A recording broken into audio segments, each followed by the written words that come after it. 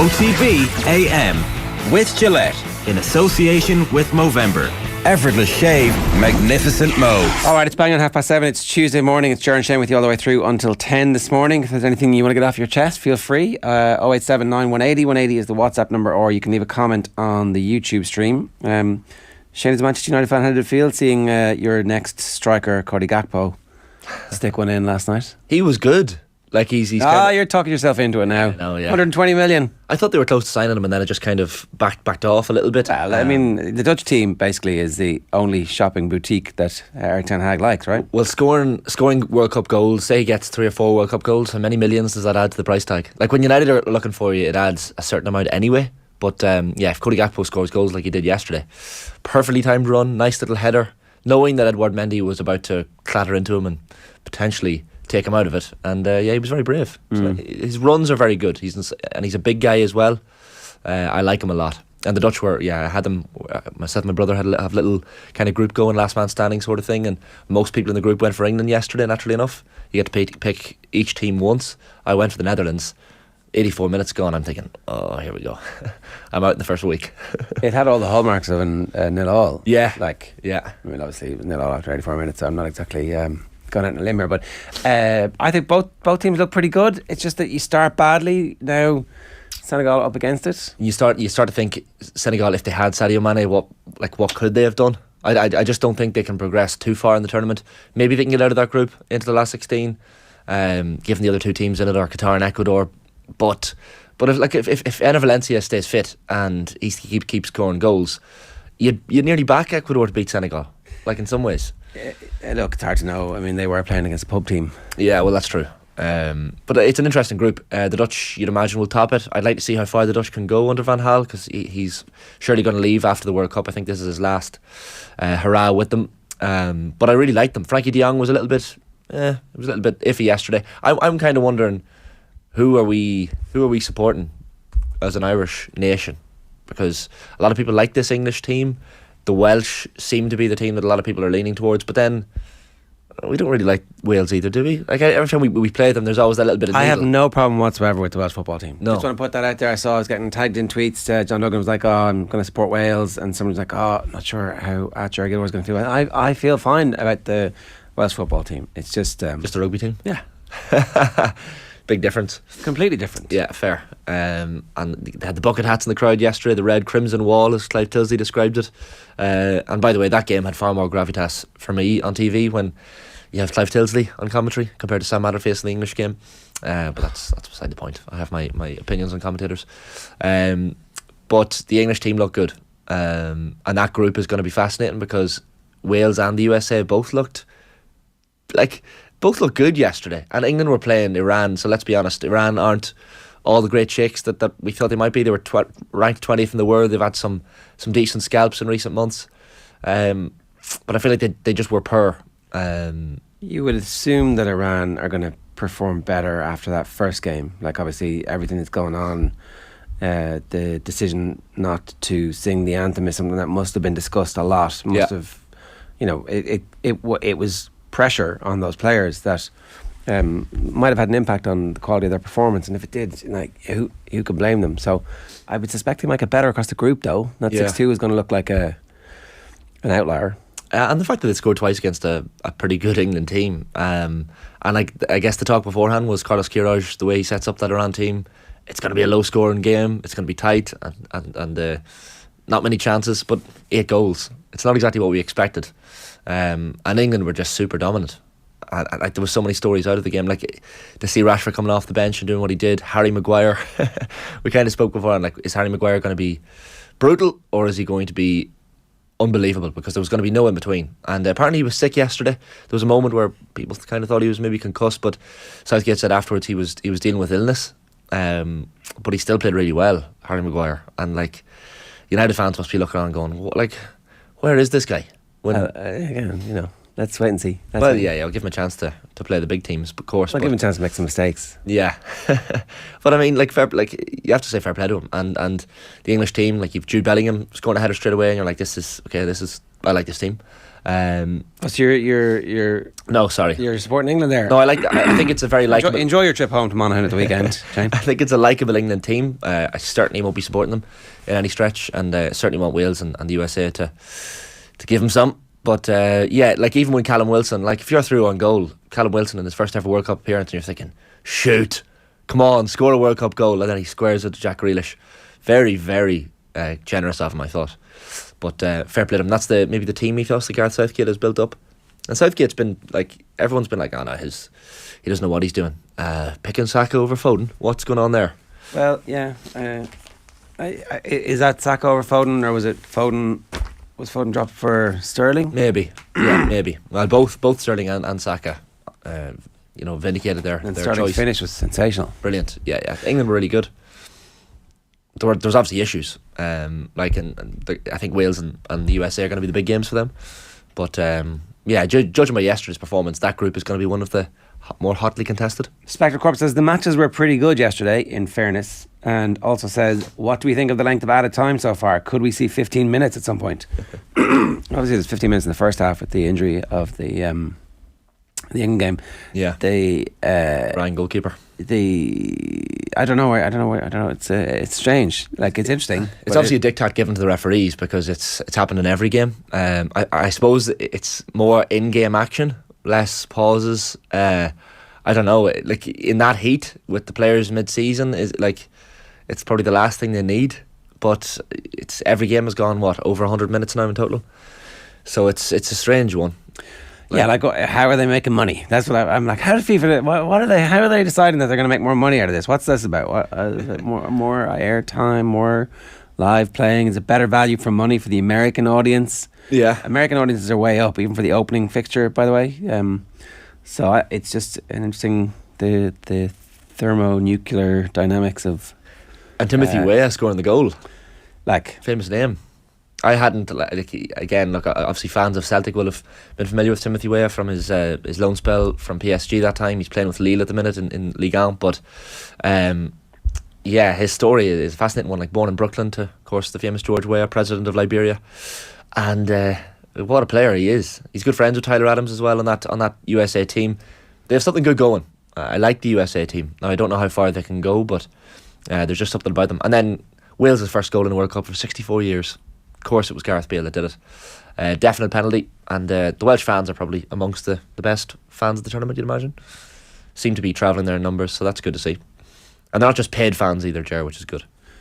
I mean the Welsh fans were amazing, right? Like, I missed the start of the game, but that second half when they were getting back into it, because apparently they were terrible in the first half. Yeah, USA all over them. And it should have been 2 or 3-0. Very much a hashtag game of two halves, I would say. Wales definitely came back into it big time, and even towards the end you're kind of thinking, like, Wales got the penalty 10 minutes left of normal time, and I think you're thinking then Wales can push on and win this game, but a draw was a fair result. They'll both beat Iran, you'd imagine, and then their respective games against England. I think Wales-England is the last game in that group. The USA will play Iran in the final round of fixtures, so that's going to be fascinating, and I'd imagine it'll be fairly tentatively poised heading into the last game in that one. So yeah, loads of talking points out of yesterday, and like, I just don't know the impact of the heat on the players. It's not that hot. No, it doesn't seem that hot at the minute, but even training during the afternoon and stuff, it depends on the kickoff times, doesn't it? No, I don't think it's like 25, 26 degrees. Right. All Is day, every day. Humidity or? It seems okay. Yeah, so far so good. Like, was there one of the reasons given for people leaving the stadiums in the first day was because it got too cold, that their feet were freezing because the air conditioning was up too high. Total opposite. Now look, I don't know. It did seem strange that so many people left at only 2-0. Yeah. Like, I know, it's bizarre. Like, the thousands of empty seats. But if you were freezing, you can see, look, I can't take this anymore. I gotta go. And beat the traffic, a lot of traffic in some of them stadiums out in the desert as well. Like, seemed to be more yellow cards given. Now it's a pity the captains of the teams yesterday didn't take the yellow card that everyone wanted them to take.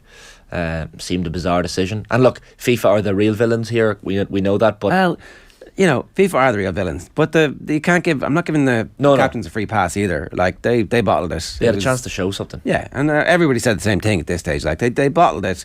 They made a big deal out of it. Like, we're going to do this thing, and then they absolutely didn't do it because they failed and they're cowards. And everybody's holding up the Iranian team as the opposite of what they should have done. And that's all obviously true, but they are just as big a villain in this now. Like, as FIFA have taken the money, and then you're like complicit with the taking of the money by not doing the one thing that you could have done. And there was lots of ways around it. And one person just needed to be brave. Like Pat Nevin made the point, if they'd all worn an armband at the start of the game, was he going to do 11 yellow cards? Maybe he would have. Maybe there would have been, but like even better.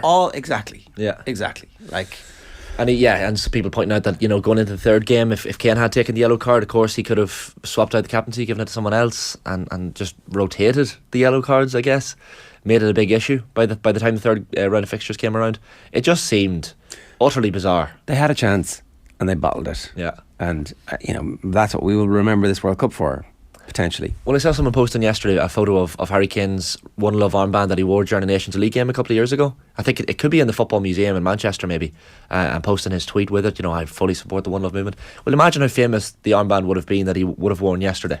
Like, iconic.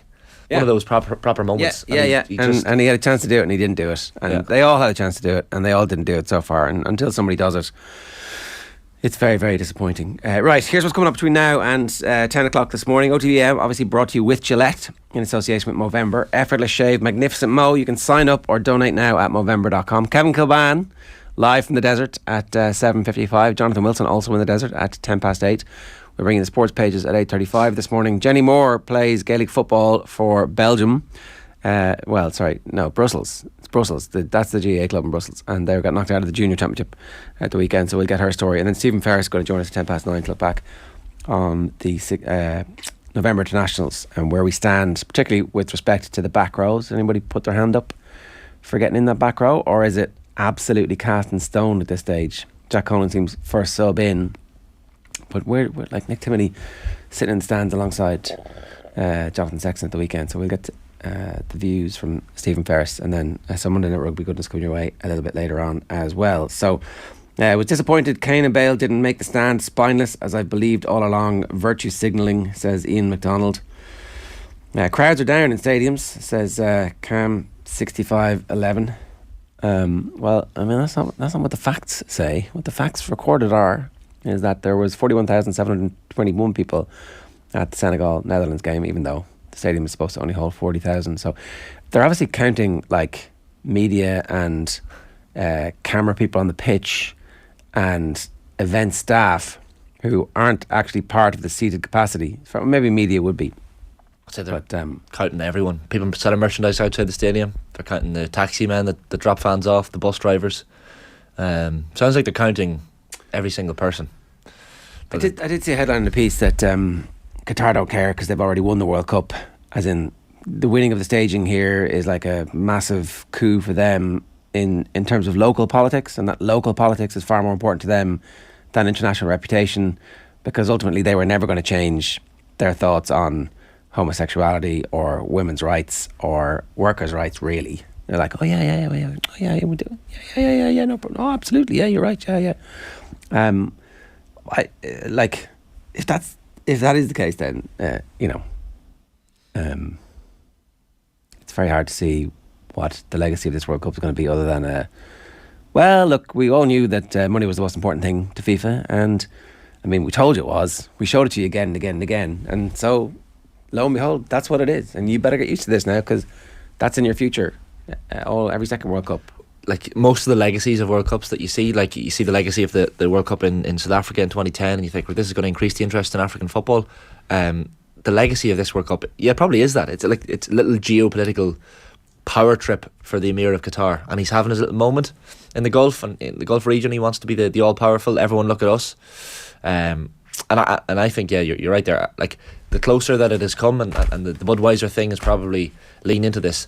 They are fully now going as the World Cup is upon us. They're just like, you know what, our views are our views, our culture is our culture. We're going to lean into it. We don't care what you think. Yeah. I think before the World Cup they were kind of reticent to stand against what other people believed and the free will of the Western world. But yeah, they've fully leaned into their backward ideologies, I think, as the World Cup has come upon us.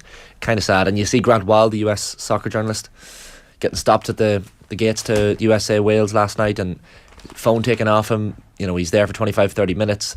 He's wearing an LGBT kind of pride T-shirt, and he's told to take it off. He refuses. He eventually gets in, and there seems to be so much of that as well. Yeah, so stuff like that. That just, I think everybody understands that. So he was allowed in, and actually that tweet went viral, and so people are like definitely now more aware of the issues in Qatar. Is it backfiring, or do they care? I suppose that was the point. The Politico piece was, the point was like they don't care about all that stuff that we think, it's really backfiring. I'm like, but that's not what they're trying to do. No. They're trying to be the big dogs locally, and they were the ones who delivered the World Cup to the region, and so therefore, I don't know, is it like when you're a trillionaire and the other trillionaire doesn't get the World Cup and you get the World Cup first, you're like, yes.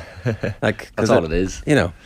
Yeah, it has that feel to it. Like even Gratwell's tweet, as you say, it goes viral. But like, what's the impact going to be? The impact doesn't need to be on this side of the world. We all know what's right and what's wrong. But oil prices went down yesterday on the back of a story in the Wall Street Journal about how OPEC was going to make more oil. They were going to increase capacity, and then Saudi Arabia issued a statement saying, "No, we're not," and that got backed up by the United Arab Emirates, and it was like, all right, they just made trillions more dollars than yesterday afternoon, having lost a little bit in the morning because somebody somewhere said a story and might have said something. And it's like, okay, that's the bit that's actually really important. The football is just like a weird little kind of sideshow. Yeah, it's just a distraction. Whereas for us, actually, the football is really important. Like the World Cup really, really, really, really matters. Like we forget about all the little discussions. Like you see the likes of you see the Saudis and them in the stands for the opening game the other day, and you're like, I'd say there's some serious conversations happening, behind the scenes here that we don't even know about that mean so much more than the football. Fighter jets being bought or so. Yeah. Super Ken 354 says, lads, just look at how the FA let buy their clubs. They don't care about human rights, etc. It's a fair point. It's more the Premier League, but yeah. Ian McDonald says, Wales and USA was like watching a good mid-table battle yesterday. Really enjoyed it. It was certainly the best atmosphere so far. It's been a bit dull apart from the Wales USA game. You wouldn't say again, I was unfortunately realised getting in the way of the World Cup watching. Didn't get to see all of the Senegal Holland game, but it looked grand but not great. Yeah, like high standard, but like two very, we're not losing this game.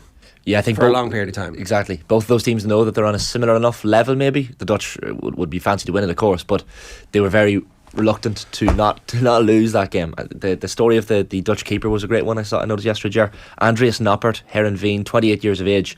So when they won the Dutch second tier 2 years ago, he was their second choice keeper. He's made 45 league appearances in his career. Came from absolutely nowhere, and now he's playing in the World Cup. So little stories like that you hope to see. And Matty Cash getting to play against Messi today. He said that was one of his dreams. So little stories that on the pitch at least give us some hope.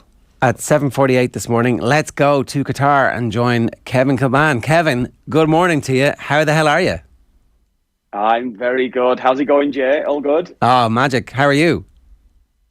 I'm good. A little tired. Still probably a little bit jet lagged and things like that at the moment. We've not been getting off air till probably 1 a.m. local time here, so it was just trying to get in last night, back across the metro to get back to the hotel, get a bit of a kip, and then we're up and running really now, aren't we? So we have the 4 games today, so it'll be great.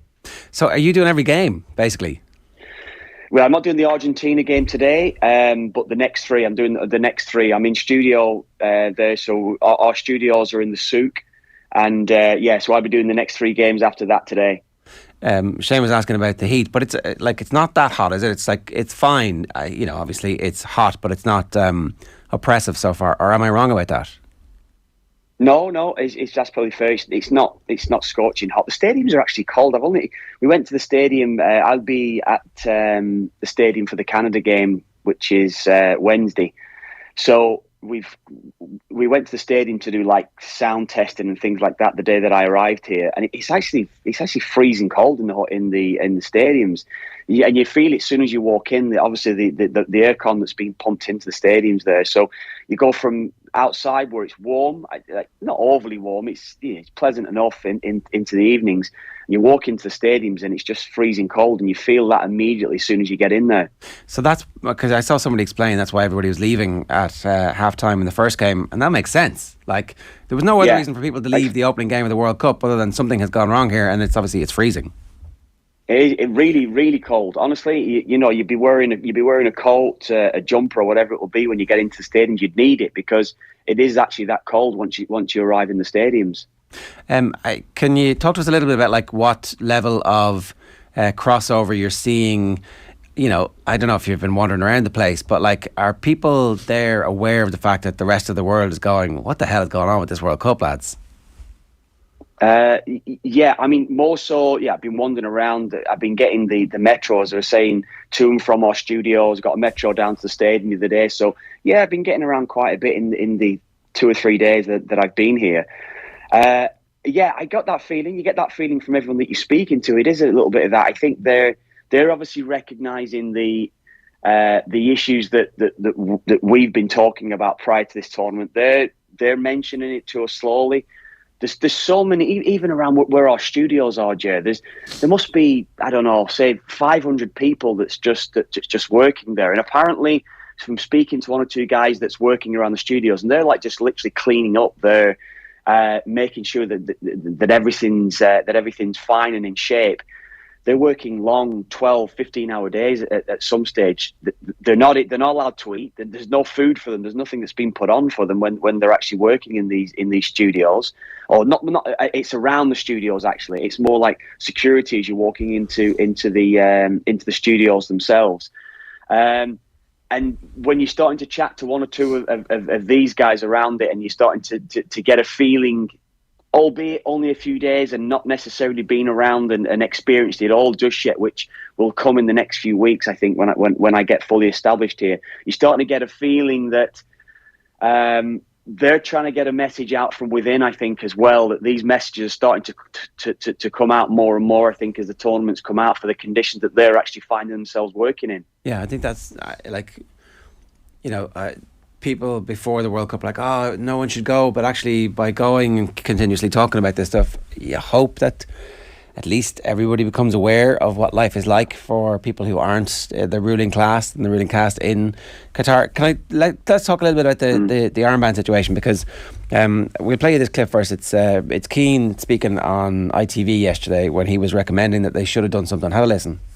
Yeah, but I think the players could have done it for the first game and took the punishment, whatever that might be. Kane, obviously you're risking saying if he's going to get a yellow card, if that was going to be the punishment. But that would have been a great statement. Do it for the first game. If you get your yellow card, what a message that would have been from Kane or Bale. Take your medicine, and then the next game you move on. You don't wear it because obviously again you don't want to be getting suspended. But I think it was a big mistake. I think both players, particularly obviously we're talking about Wales and England here, should have stuck to their guns and done it. Whatever pressure from outside and from their own associations, have the belief. If that's what you believe, then go with it. What do you think, Kev? I agree with that. I do agree. Especially the English FA, and I was seeing interviews prior to the game with officials from the FA saying, look, we'll take fines. This is what we're going to do. Adamant in the fact that we are actually going to, we're obviously going to take the knee, and we will definitely wear the armband.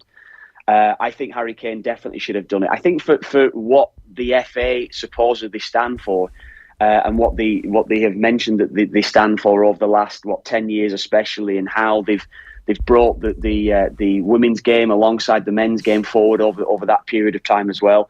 I absolutely think that should have been done. Harry Kane, yes, especially Harry Kane, I'd feel, just take a yellow card for that one game. Yes, not necessarily an ongoing thing, but what a statement that would have been. And what can you imagine an iconic image going forward of the referee giving Harry Kane a yellow card just for wearing the armband? Can you imagine what that would have done, I think, globally? And also the fact is, regardless now, there is also a side aspect to this, that there's more of an issue with FIFA saying what they've said and saying that they're not allowed to wear this armband because they've highlighted the issue anyway. So I think the job was probably done prior to the game anyway, because I think the armband, I mean, I don't know what you guys feel there as well, but it seemed to me that the armband, that players wearing rainbow laces, players wearing the armband, I don't think many people are asking the questions why guys were wearing rainbow laces or wearing the armband, whereas now people are asking the question as to why.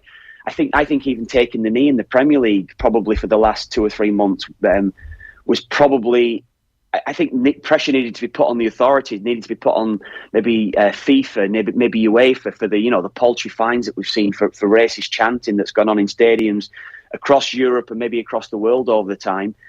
I think by taking the knee yesterday, especially, I think it highlighted that issue. That was my personal feeling on it. But the armband itself, I think that yellow card could have been taken for that one game yesterday, because I think that message would have been far greater than anything else. Do you think players, Kev, are hiding behind, I guess, the football associations and even hiding behind FIFA? Like FIFA, we know, are, as we said earlier, villains in this, but the players, the captains of these associations could have quite easily stood up and had their moment and actually done something with a bit of meaning, because as you say, like sometimes the rainbow laces and the one love armbands lose meaning, but they had a lot of meaning yesterday and could have had so much more. I don't know, but no, do you think that, Shane, yourself? I don't know. I mean, that's just it still comes down to the fact for a majority of players, and this is the truth, the majority of players don't read up on the issues that's affecting the world, that's affecting even their own game. They just want to go out and play football. They, the paycheck's coming in at the end of the week or the end of the month or whatever it's going to be. They're just getting on with football. And I think to an extent, even I was like that when I was playing. I would have had a broad view on worldly issues and things like that. I would have always, particularly as I got older and older, I was reading, knowing my history, trying to be well read on various things.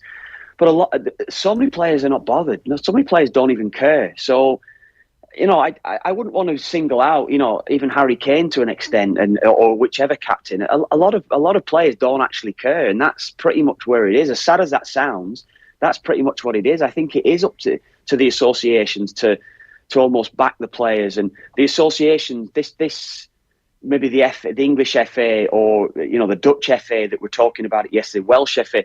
These are the organisations that should have been putting pressure on FIFA 6 months ago, a year ago, whatever it was. It doesn't necessarily need to be happening 24 hours before the game or the last 12 hours before they're due to take place in the game, because I think Gareth Southgate, actually did really well prior to the match in his pre-match interview, just to say, look, at the end of the day, I've got a team to prepare. I've got to get everything ready to get the players' mindsets going into this first game against Iran. So this has been spoken about, it's been talked about.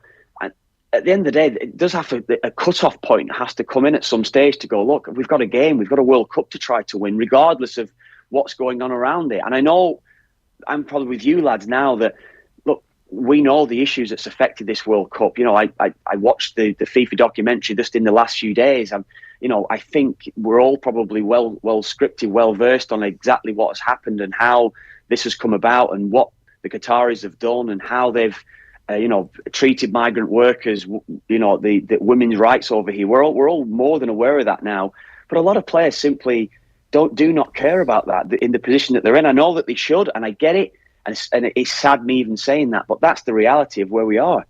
Yeah, and I think it's going to be interesting to see if anybody actually steps outside that and takes the risk, and maybe, because it's still not too late for somebody to, in the last 10 minutes of a game to put the armband on and actually make that statement and get the booking in the middle of the game.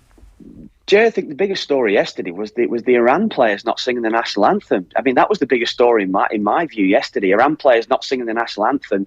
It was a demonstration for what's happening back at home for the Iranian players' families and supporters. The national anthem was being booed in the stadium. I think that was a bigger story yesterday than anything else because of what's happening there in Iran. Are you seeing anything, Kev? Like we talked this morning about Grant Wall, the US soccer journalist, getting his refusal of entry when he was wearing the Pride T-shirt, and you're like, is it? What's it like for journalists on the ground over there? Like, are you getting ferried from bus to bus? Are you do you have a chance to kind of walk around? Is there a bit of freedom of movement, or what's the general feel? Honestly, I was saying before, Shane, I'm getting the metro everywhere. There is actually a bus that's put on for our guys. We've not got a hugely big crew here that's working over here with TSN for Canadian TV, but we're kind of doing our own thing. We're staying in the hotel. Brazil are actually in the hotel that I'm staying in. It's carnage outside, really is, honestly. The madness that's around the Brazil team, as you can imagine. But they have a total section of our hotel that's closed off, and I'm just kind of doing my own thing, walking down to the metro station, getting on the metro, heading to our studios. I'm getting out and about, and I'm enjoying that. So I'm sure there's a lot of journalists that maybe are finding issues and things like that. I saw yesterday Wales fans actually that had rainbow coloured hats that were getting them taken off them before they got into the stadium yesterday. So I haven't been to a stadium game yet. So that's going to come in a few days' time, and I'll probably get more of a feeling when Canada play Belgium in a couple of days' time.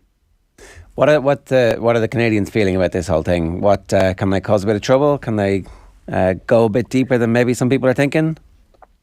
I think the Belgians themselves are quite scared. I don't think they feel as though they're in great form coming into it. If Belgium turn up, Ger, if their players turn up, they should beat Canada handily enough. But Canada have got one or two players in their side that can cause problems. There's real pace in the team. Everybody knows Alphonso Davies, Jonathan David that plays at Lille.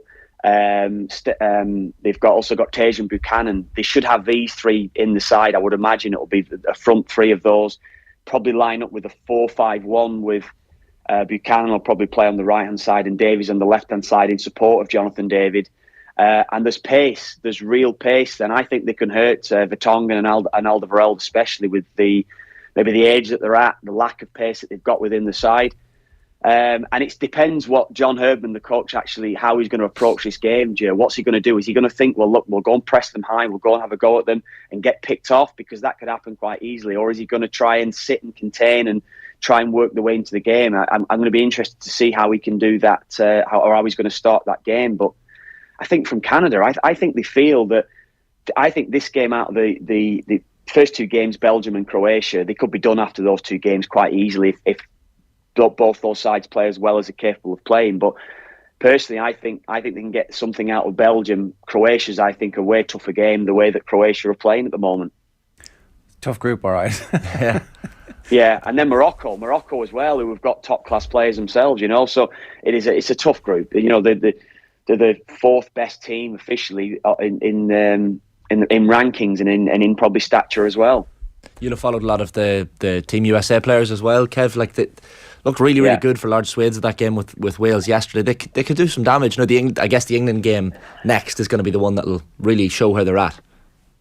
I don't rate them, Shane. Honestly, right. I don't. I said it before the game. I think there's a lot of energy about the US, as we saw last night. But they don't create a lot of chances. They've not got final third players, I don't think. And I know that Pulisic did okay last night. I was really impressed with Musa, actually. I thought he was brilliant last night for the US, and he's only got a handful of caps under his belt for him. He's from Valencia. I thought he was outstanding. Really, really good player last night.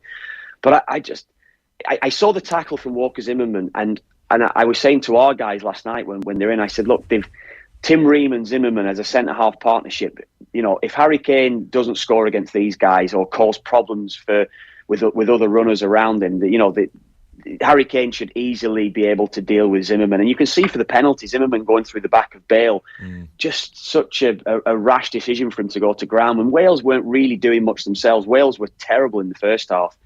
They picked it up second half. I thought Rob Page made a big error by not starting. And I was saying in the lead up to the game, it's the one thing I was looking forward to was Kiefer Moore going up against Zimmerman and Ream. Let's see how he does against these two. Someone's trying to come into my room actually now. I don't know what's happening here, but they heard what you were saying, Kev. They're coming for you. I think so. I think so. Are we being monitored here? I don't know what's happening. They're trying to get me out of the room. I honestly, just in relation to the US, what I'm saying there with Zimmerman and Ream, Kane is going to have a field day. Honestly, he is. Harry Kane was brilliant yesterday. Just watching him, the way that he played, and so the US. No, I honestly, I think that was a key game for both Wales and the US. Whoever was going to win that game, I feel as though they were going to finish second behind Wales. So, behind England. So. It'll come down to maybe goal difference probably going forward now, because I think they're both going to lose to England, and it'll be what they can do against Iran. I've only been to one World Cup, but one of my favourite things about it was like randomly seeing and bumping into football aristocracy. I remember seeing Arsene Wenger on a treadmill, which was very like, what the hell is this? Have you bumped into anybody strange and random just yet, or is it too early in your adventures? Just walking around. I met Dion Dublin the other night, but I kind of know Dion anyway, so I was just walking randomly around. So it's hardly up there at the moment. But no, I haven't. As I said, I've not been to a game yet. I've not been to a stadium for a match. So that might change in a couple of days' time. the networks that are around us. We've got Italian TV, we've got Mexican TV, Chinese. Who else is by us as well? I think it's Belgian TV as well, actually. So there might be one or two that will be coming in and out of the studios where we're based at the moment. Yeah. Have you randomly, accidentally walked into the Brazilian section and just kind of started, oh look, hey lads, how are you? No, you can't get in. It is, I mean, the security around the hotel is crazy. It's madness. So they have probably half the hotel, like maybe a quarter or half our hotel, just totally locked down, doors locked, 2 or 3 security on each door. There's a separate entrance for Brazil to come in and out of the hotel. That's totally locked down because they've actually got barriers up, maybe 50, 100 feet from the hotel. You can't even get up to the hotel door with probably 50, 100 police that's around the hotel, not allowing you anywhere near it. So they have Brazil locked down totally. Yeah, they do. I saw Dan McDonald posting on Twitter or Instagram, I think it was, maybe the 24/7 coffee shops and coffee restaurants kind of sitting open late at night. So that seems to be I think he called it the coppers of Qatar. So not serving drink, but serving coffee late at night. That seems to be the... Kev's a changed man though. He's got no interest in the coppers of Qatar. The coffee's obviously good. Yeah, we're looking for that. There's not. As I said to you, I'm in kind of the centre where the souk is, where we are. So I've been out walking around there a little bit. Yeah, no beers or anything like that. So it's been a very different World Cup in that respect. You know, I was in Brazil and I went to Russia where the beers were able to flow. Not frequent enough, but 1 or 2 here and there. But no, it's been a dry Qatar for me, a dry World Cup. Yeah. So there'll be no rapping. Is that what you're telling us? I can do rapping, but I'll rap without the drink. You know, it just won't be as good, I suppose. Yeah. Maybe it'll be better. Who knows? Yeah. Anything else struck you so far? I mean, obviously it is pretty early. Well, I think if we're talking football-wise, I think England were impressive, weren't they? England was so good yesterday. They did everything they had to do. I maybe felt with the issues that were around the Iran side, I think that maybe affected them. I said before, not singing the anthem as a sign of or a protest essentially that the Iran side. I just don't think they played as well as they're capable of playing as well. 1 or 2 players in that side I thought might have been able to hurt England. Tarami was one of them who of course scored the 2 goals for them. But I just think the occasion got the better of them and England did what they needed to do, and England going to take some stopping. They've got the best attacking players at the tournament, and that was pretty much the standout thing from it. Is it Southgate now? Can Southgate get the best out of the players? I could not believe he didn't start Phil Foden, but maybe it was proved right with what happened. But I think, as I said, they're going to take some stopping. England should get 9 points from this group. 7 would be an absolute minimum, I'd feel, from the group, and then they'll probably see what happens when they get to the knockout stages. I watched, obviously, I did the Senegal Netherlands game, and that was probably the most competitive game we've seen, wasn't it? I don't know what you guys think of that one. It was I felt Senegal were a bit unlucky actually to lose the 2 goals. I'm not a fan of Edouard Mendy. I don't rate him. I know that there's many that think that he's great, very good with his feet, but I just think the 2 errors for the 2 goals he's cost the team there.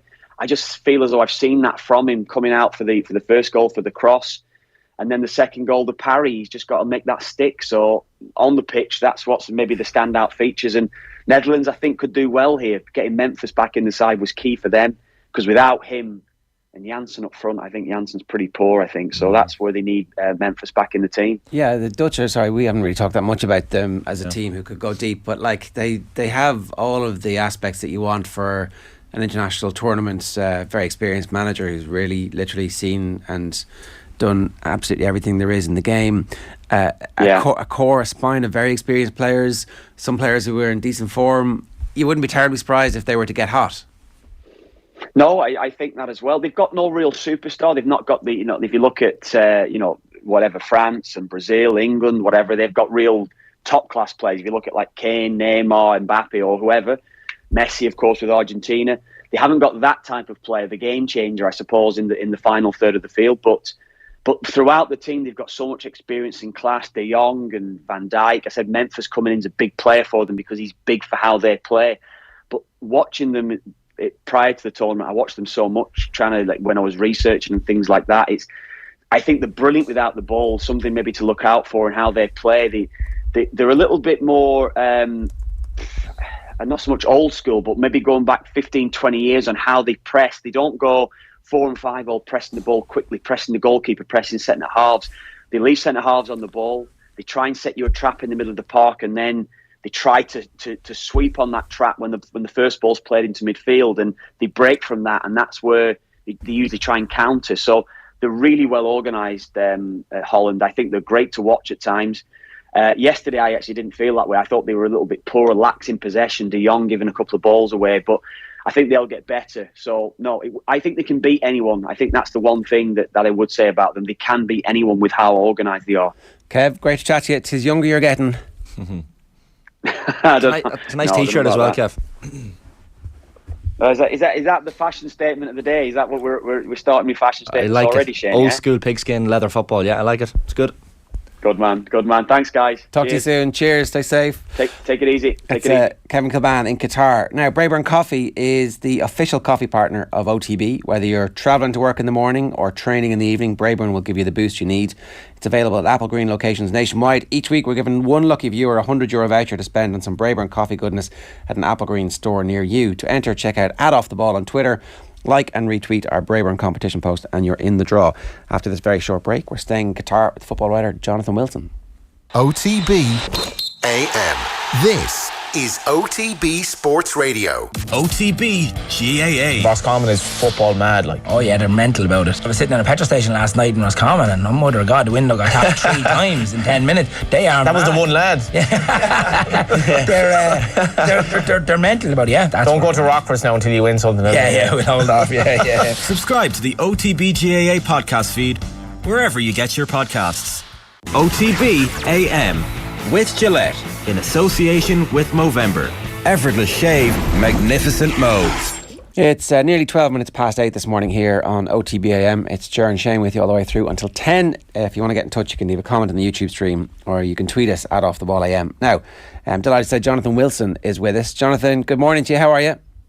Yeah, I'm good, thanks. How are you? I'm very good. It's been a wild start to the World Cup. Before we talk about the football, can I just get your impression of what kind of impact the politics that's going on at the moment, the stuff with the armband, the migrant rights workers, the controversy, just that whole kind of sense of it not being a particularly well-oiled machine at the moment. What's your sense of the impact that's having globally on people's perceptions of this and locally on the ground there? Well, it clearly dominates everything. I think there's 2 slightly separate but related issues there. So I think it is very much a European concern, the workers' rights, gay rights, women's rights. I don't think South American, African journalists seem particularly bothered by that. I saw the head of the Japanese FA came out yesterday and said, we shouldn't be talking about this. But you sort of assume, or I sort of assumed that there was a danger that when the football started, the talking about the politics would stop. And I sort of, you go into a tournament as a journalist, you sort of think, well, what are the things I've got to keep my eye on? What can I not get distracted by? And I was sort of saying, you've got to always remember what the actual story is here. Well, there's been no problem doing that. I think FIFA made the armband thing much bigger than it needed to be. I mean, it's a ludicrous prohibition they put in place, given that it doesn't even fall under the remit of their ban on political symbols, in that the Qatar captain wore a pro-Palestine armband on Sunday. So how being pro-Palestine is not political, but showing support for the LGBT community in a very, very sort of diluted way, how that somehow is in breach and a very overtly political statement isn't. Whatever you think of the merits of those causes just makes no sense. But I think that's something that we're finding with everything here, that there is an image and the reality doesn't really bear that out. And you've seen that in loads of different ways. So, I mean, it's a very minor thing, but the attendance figures for every game so far have been bigger than the capacity of the stadiums. So somebody's queried that, and FIFA have now sent me a message going, you know what, we got the capacities wrong. Actually, all the stadiums are bigger than we said. Sorry about that. And it's nonsense. I was at Senegal, Netherlands yesterday, a 40,000 capacity stadium. I would say maybe 75% of the seats were filled, and yet the attendance was given as 41,000. It was just nonsense. So if you can't trust the numbers for how many people are in the game, well, of course you can't trust the numbers for how many people have died building these stadiums. So, yeah, it's been a very odd experience. There's this whole question of the fans you see in the stadiums, are they actually fans? Pretty sure the Dutch and the Senegalese I saw yesterday were. Pretty sure the Ecuadorians on Sunday were. But there's all kinds of stories that group of Qatar fans behind the goal, the ones who actually stayed till the end and made themselves very conspicuous by doing so, that a load of them were shipped in from Lebanon. So there's this sort of sense of unreality. And then there's a story. I mean, look, I have to say now that I have not confirmed this. I don't even know how to begin to confirm this. But was a story yesterday that the sort of white security fences, that the very standard security fences you see whenever there's a crowd, be that in Europe, be it in Africa, be it in America, wherever, that apparently the Emir was driving past them last week and decided he didn't like how they looked. And so now a load of them are being replaced by, that sort of, I don't know what it is, it's sort of infinity symbol. It's the mascot of a logo of a tournament, the sort of white band. These white security barriers are being replaced by sort of gold versions of that with gold ropes between them. So the stadium yesterday, Al Tumama, where the Netherlands-Senegal game was, a load of those barriers outside the media centre had changed from the white ones to the gold ones. And you just sort of think, well, what an absurd way of running a tournament. What's an absurd way of running a country where the whim of one man can change that at a handful of days' notice. Yeah, and it seems like FIFA are happy to just do what they're told. Initially, the beer thing, I was like, well, it's not that unusual that there's no beer in stadiums, really. Yeah, because I've been to loads of games where if you do buy a beer, it's non-alcoholic. But it's just when you put that together with everything else that is changing at the last minute, you realise, okay, what's actually happening here is that what Qatar said and what they're doing are different, but FIFA are doing whatever Qatar says. Yeah, that's exactly it. I mean, I think the beer is to an extent, it's a red herring. Like, I mean, I totally understand if you're, from a Qatari family and you want to go to games in your World Cup and you suddenly got the prospect of people being drunk next to you, people holding beers next to you. I get that that's not part of your culture. That makes you feel very uncomfortable. And I completely support the right of countries to say, we do not want alcohol, we will not have it in our tournament. That is entirely their right. But they had 12 years to sort that out. It shouldn't be done 48 hours before the tournament. And presumably, there's going to be a compensation has to be paid to Budweiser as a FIFA sponsor. I guess Qatar maybe pay that. And they just sort of think, well, what's another 10, 20, 30, 40 million dollars on top of the 250 billion or whatever it is they've already spent? But you're right. What's concerning about that is it's part of this pattern of, oh yeah, it's not in June, July, it's in November, December. Oh, we're not actually starting on the 21st of November, we're starting on the 20th of November. We're not having these white security barriers, we're having these goals. It just sort of feels like FIFA have either lost control of the tournament or don't actually care that they're not in control of the tournament. And I think that's why Infantino is such a sort of, I don't know if he's just weak. I don't know if if something else is going on, but he seems entirely happy to let himself be governed by Qatar. And in that sense, I think it's a little bit he was happily sitting between the Emir and Mohammed bin Salman, the Crown Prince of Saudi Arabia, who of course are bidding or probably going to bid for the 2030 World Cup.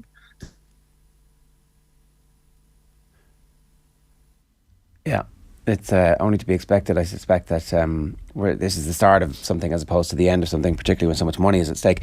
Can we talk about a little bit about the football? What did you make of the team selection yesterday from Gareth Southgate? And is that now a pattern, or is this how he plays against teams he expects to have more of the ball? He plays with 4 at the back, and the 5 at the back will come back in the round of last 16 against a good team. Yeah, I think it's the latter. I've been slightly surprised by all the discussion around this. I think it's been pretty clear since before the Euros that Southgate's model is England play a back 4.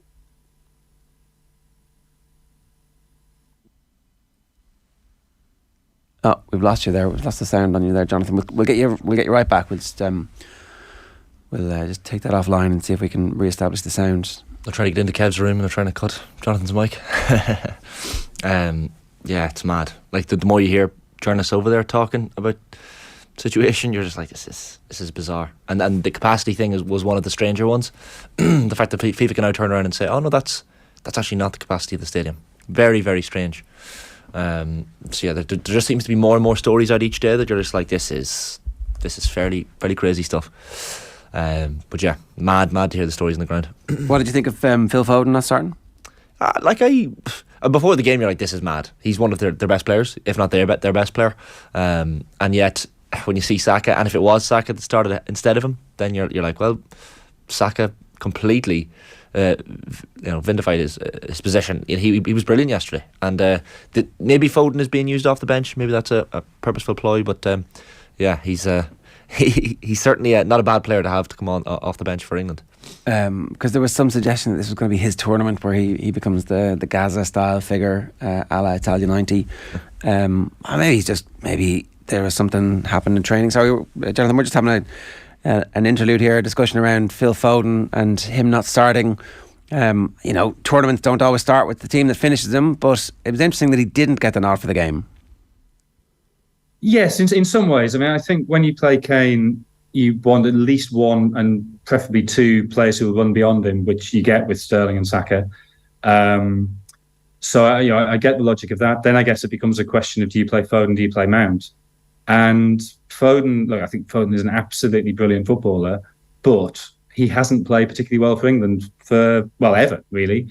And I think that might just be an issue of Manchester City is such an idiosyncratic team that the shift from that to a totally different system in international football, maybe that is difficult for him. And Mason Mount, every coach who's ever worked with him says he's an absolute genius, that he understands the shape of the game on the pitch. And I think certainly the last sort of month, 6 weeks, he's been in pretty good form. So I wasn't particularly surprised by that it was Mount over Foden. And I think it's difficult to play the two of them in the same England team if you've got Kane there. I know Borussia Dortmund had refused to approve any price tag for Jude Bellingham, Jonathan, before the World Cup, and you're hearing the rumours of Liverpool and Real Madrid coming in next year. You can kind of see why they've done that now, because this could be the breakout tournament for Bellingham. Yeah, I mean, we knew he was good, but obviously if you have a good World Cup, then that increases price tag massively. I mean, to play as well as that with that level of maturity at 19, sorry, excuse me, at 19 is extraordinary, and that already I think is one of the great English World Cup debuts. I hadn't quite realised that he can literally do everything. He could play in any position in the midfield area, and you'd be very confident of having a major impact on the game. It's kind of a unique skill set at this stage. Yeah, it is, and it's hugely useful to England because, I mean, as we were saying when we lost the connection before, I think England will go back to a back three against teams where they expect the possession to be more contested. And the question then was, well, you want Declan Rice in there, who plays alongside him? Calvin Phillips did very, very well at the Euros. His range of passing is very good. He gets the ball forward quickly, which I think England at times lack if they play Jordan Henderson there. But obviously his fitness is a big question, just coming back from injury. Whereas Bellingham can drop back and do that, and also give you a little bit more thrust. He's developed that sort of Frank Lampard ability to arrive late in the box. He's clearly a very gifted header of the ball, which I have to say I hadn't particularly realised before. So he gives you everything, and if it does become two central midfielders, as I think it will, then that's a huge positive to have a player with that range of attributes. Was it essentially the dream result, Jonathan, for Southgate? Because in the end, really, really good performance, but also conceding the 2 goals kind of tempers expectations a little bit, gives them something to improve on and focus on in a negative sense in the pre-match press conference ahead of the next game. Yeah, I guess so. I mean, the important thing was A, to win, and B, I think because there was that sort of sense of negativity, that sense of this thing had stagnated, to win in a way that excites people. Nobody can say now, Southgate's got to unleash them. They've shown in this sort of slightly leashed way, they are perfectly capable of scoring goals, that they do have that incisiveness. So probably ideally you'd have liked Kane to score, but it doesn't really matter. I think almost as well, the fact that they concede the penalty, which is, I think it is a penalty, but it's a little bit harsh. And certainly you compare that to the penalty England didn't get early on when Maguire was wrestled to the ground. You sort of think, well, if you're going to have two of those decisions go against you, you might as well do it in a game you're winning 6-1 anyway. So get a bit of bad luck out of the way. I can't really see how it could have gone much better. And as you say, with that slight negative that we've got to be a bit careful here. We did concede 2. We can't be going about conceding that kind of chance to, well, maybe Wales and USA, but certainly later on in the competition, assuming them go through. I know, we were, again, before the line went down, we were talking about how that's been the pattern since before the Euros. The 3-man central defence comes in against the better teams. Is there any possibility that actually the team is maturing to a point where they don't need that? I mean, possibly. I sort of go back to something Southgate said at the beginning of September before those 2 Nations League games, where he suggested that he'd allowed himself to be deflected in the summer in those 4 games in June to go away from his principles. And he was sort of adamant, that was a wake-up call for him, that he's got to stick to what he believes in. And I think he believes this is the pattern. Southgate's not a spontaneous man. He's somebody who believes in research. He believes in thorough preparation. I mean, if England beat USA and Wales by 4 or 5 in both games, which I'm sure will not happen, maybe he does rethink that. But I'm pretty sure that it'll be the back 3 when they come up against the Netherlands or France or whoever happens to be the first team who are really going to challenge them in midfield. And look, I understand all the history on that side. I wonder, does Bellingham being so good give him the opportunity to not do that? Well, possibly. I mean, it might become a case of he wants to get Bellingham in there because I think this happens at World Cups. You get players who suddenly hit a hot streak, and it happened to an extent for England with Trevor Sinclair in 2002, a player of a good player, but by no means a great player. But he had a great World Cup. That for that month period, players suddenly hit a hot streak, and it looks like Bellingham maybe is hitting one. So you've got to sort of, I never think you should build a team around a player. I mean, maybe if you're a smaller nation who only has one great player, Liberia in the days of George Weah, then obviously you do. But if you're in England, then you shouldn't do that. But if you've got a player on a hot streak like that, you want to do everything you can to facilitate that. And maybe it becomes a question of, we want to get him in, but we don't want to give him too much defensive responsibility when he's looking so sharp and so good at getting forward into the box. Do you then play him in midfield with Calvin Phillips as well as Rice and keep the back 4?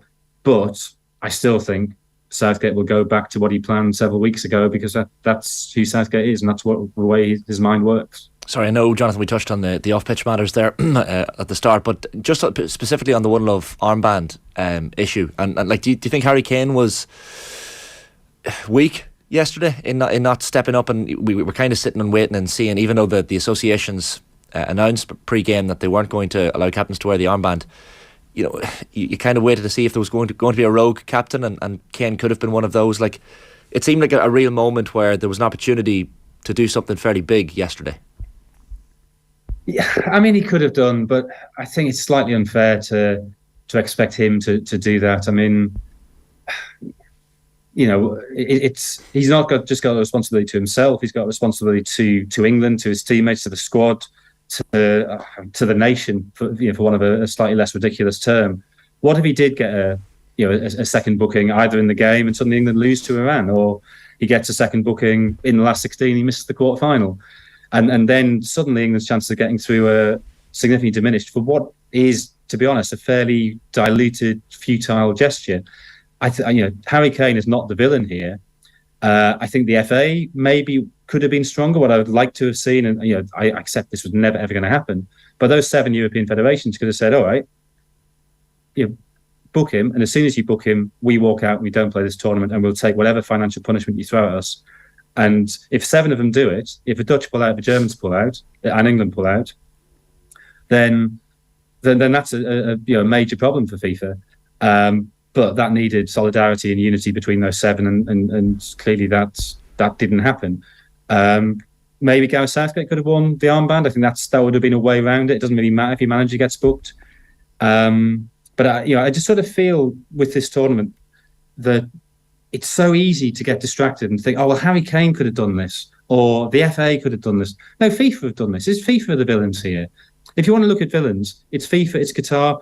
And if you want to even pick somebody, an English player who's at fault, it's David Beckham sitting there having taken his $150 million to promote a terrible regime. Yeah, I do wonder if it's finished. If somebody somewhere might make a stand. I hope that what the Iranian team did yesterday inspires somebody else to score a goal at the end of the game, whip out the armband, put it on, take the booking, and be like, yeah, so what? What are you going to do to me? So anybody, so just to make a stand at this point. But as here's the thing. Yeah, but I mean, sorry, I think those two gestures are slightly different. Iran's is directed back in their own country, and I think there's a genuine possibility that could inspire or provide some kind of solace or consolidation or consolation to protesters there.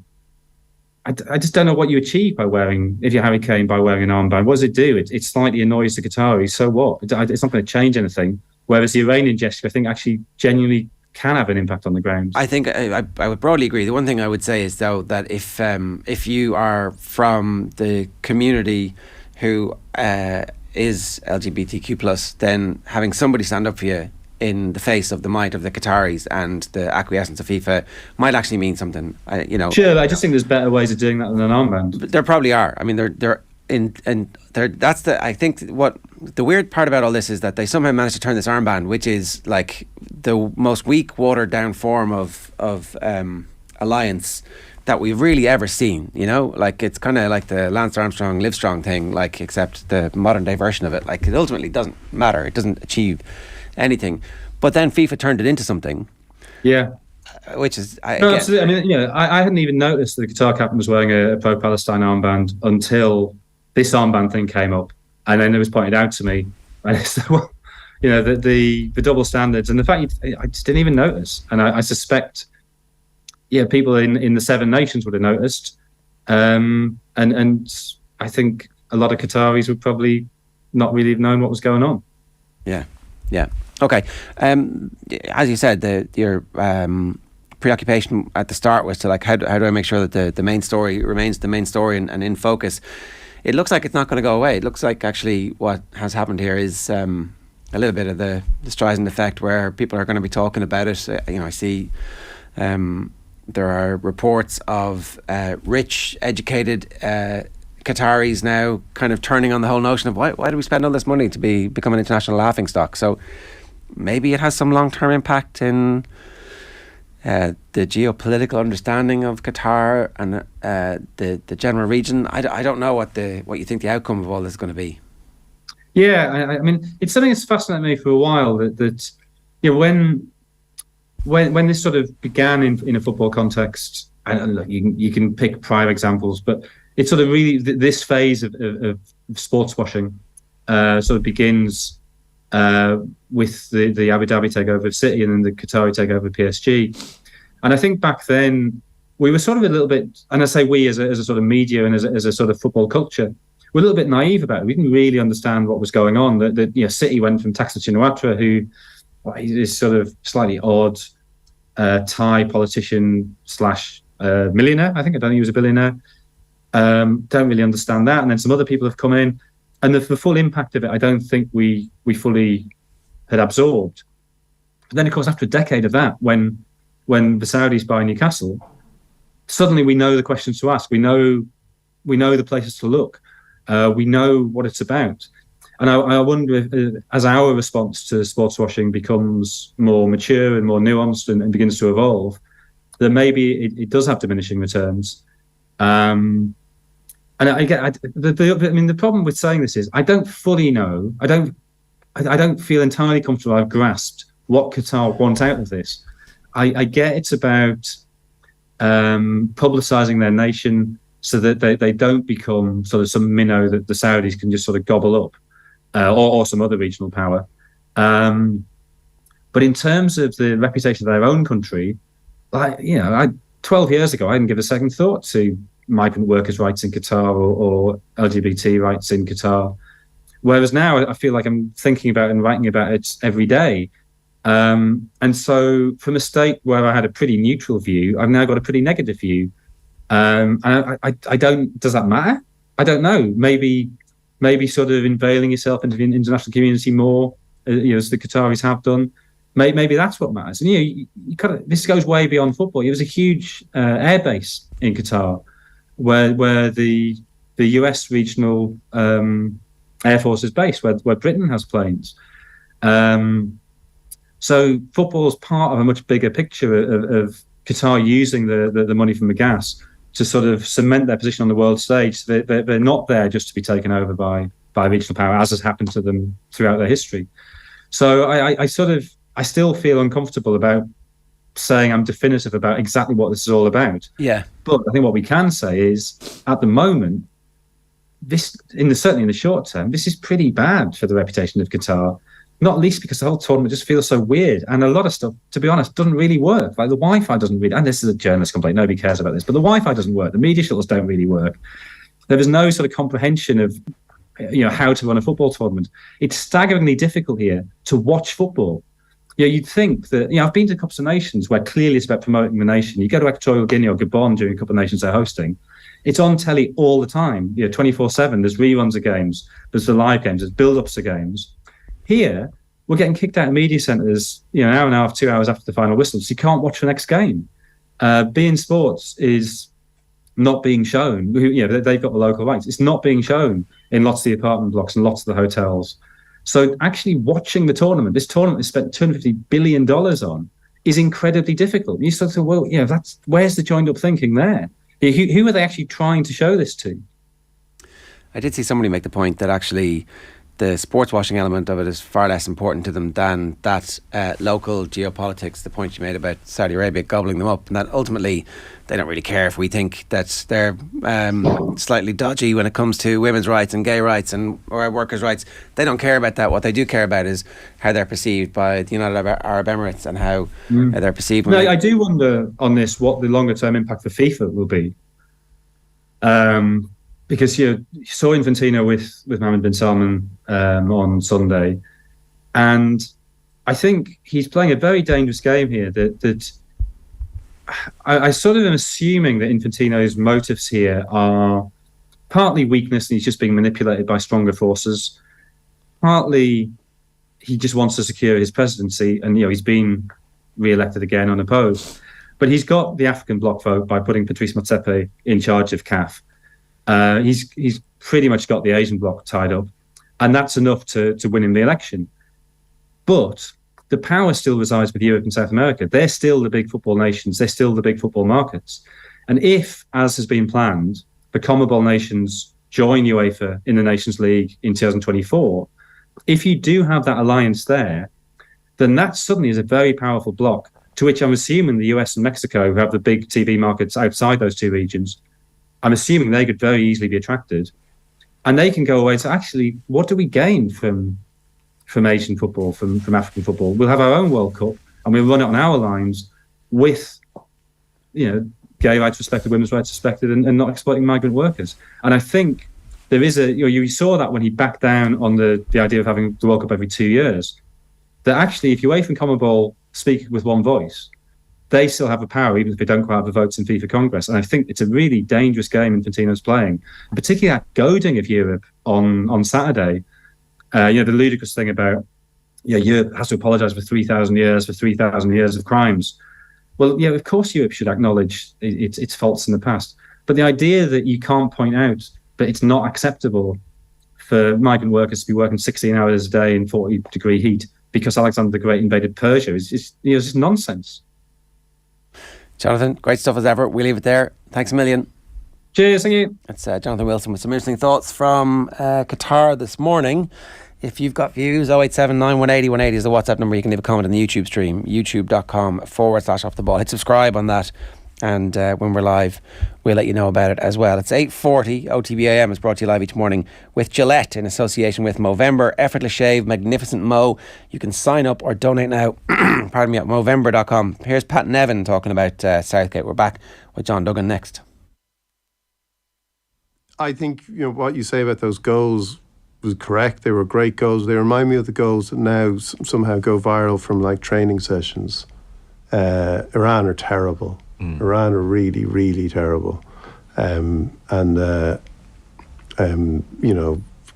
Like maybe now we can understand what we couldn't understand before about how Qatar actually won the Asia Cup, like, because it's been a bad 24 hours for the Asian Cup. It has, yeah. But Iran, like, so England, I think by that stage when they were able just to pass it around, they could try anything, pretty much sure in the knowledge that there were going to be no consequences to what they did. Yeah, and I think that's the only thing. Now England's routes to success or to overachieving in tournaments recently has always has for the most part included being against weaker teams.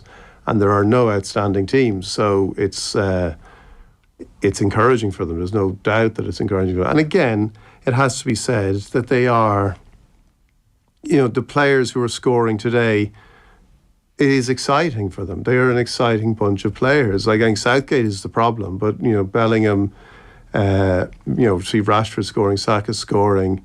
It is Grealish coming on and score. They are an exciting bunch, and again a group of players that I think people warmed. That was Dion Fanning speaking with Joe last night. Right, it is time for sports pages. No, we're not going to do that. Yeah, John Duggan's here. John, good morning to you. Ger and Shane, how's the form? What's the crack? There's a million thoughts about the World Cup. What do you want to throw at me first? Do you want to talk about the what you were watching on TV last night? That Saipan documentary. I felt like I was stuck in a time warp. I've had enough of all this stuff now. I've had enough of Italian 90 documentaries. I've had enough of Saipan stuff.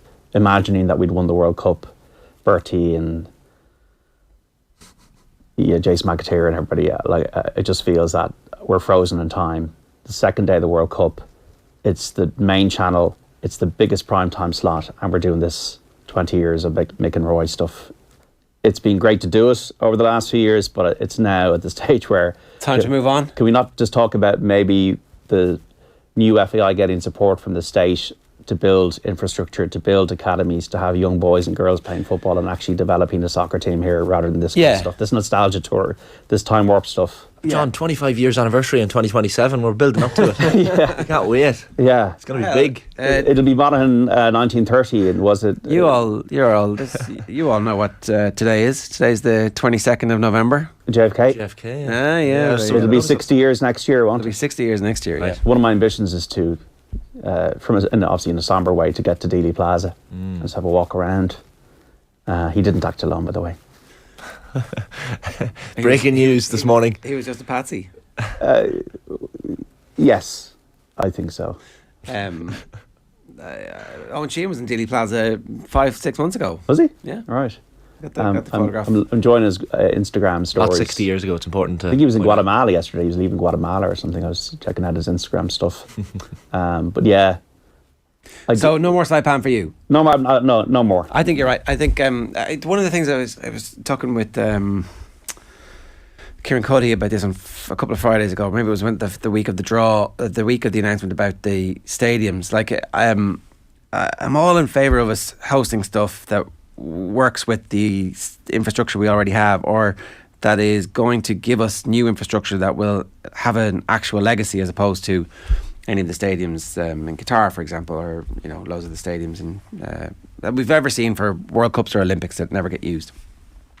But actually, the time and money it's going to take, and the opportunity cost that it's going to take for us to host that, so long as it doesn't mean that there's none of the League of Ireland grounds or the academies that don't get done, or that the lobbying power that they have with the government isn't wasted to try and get support for this thing, as opposed to actually, if we had 1,000 more coaches, we'd actually, in 15 years, win some underage tournaments, and then after that we would have 10 players in the Premier League, and therefore we'd be able to qualify for major tournaments all the time. Like, definitely much more in favour of like a long-term thought process going into, as opposed to what we've had in Irish football in particular, was like, here's a little bit of candy floss, I'm going to eat this and I'm going to get high on the sugar, and then what happens after I get high?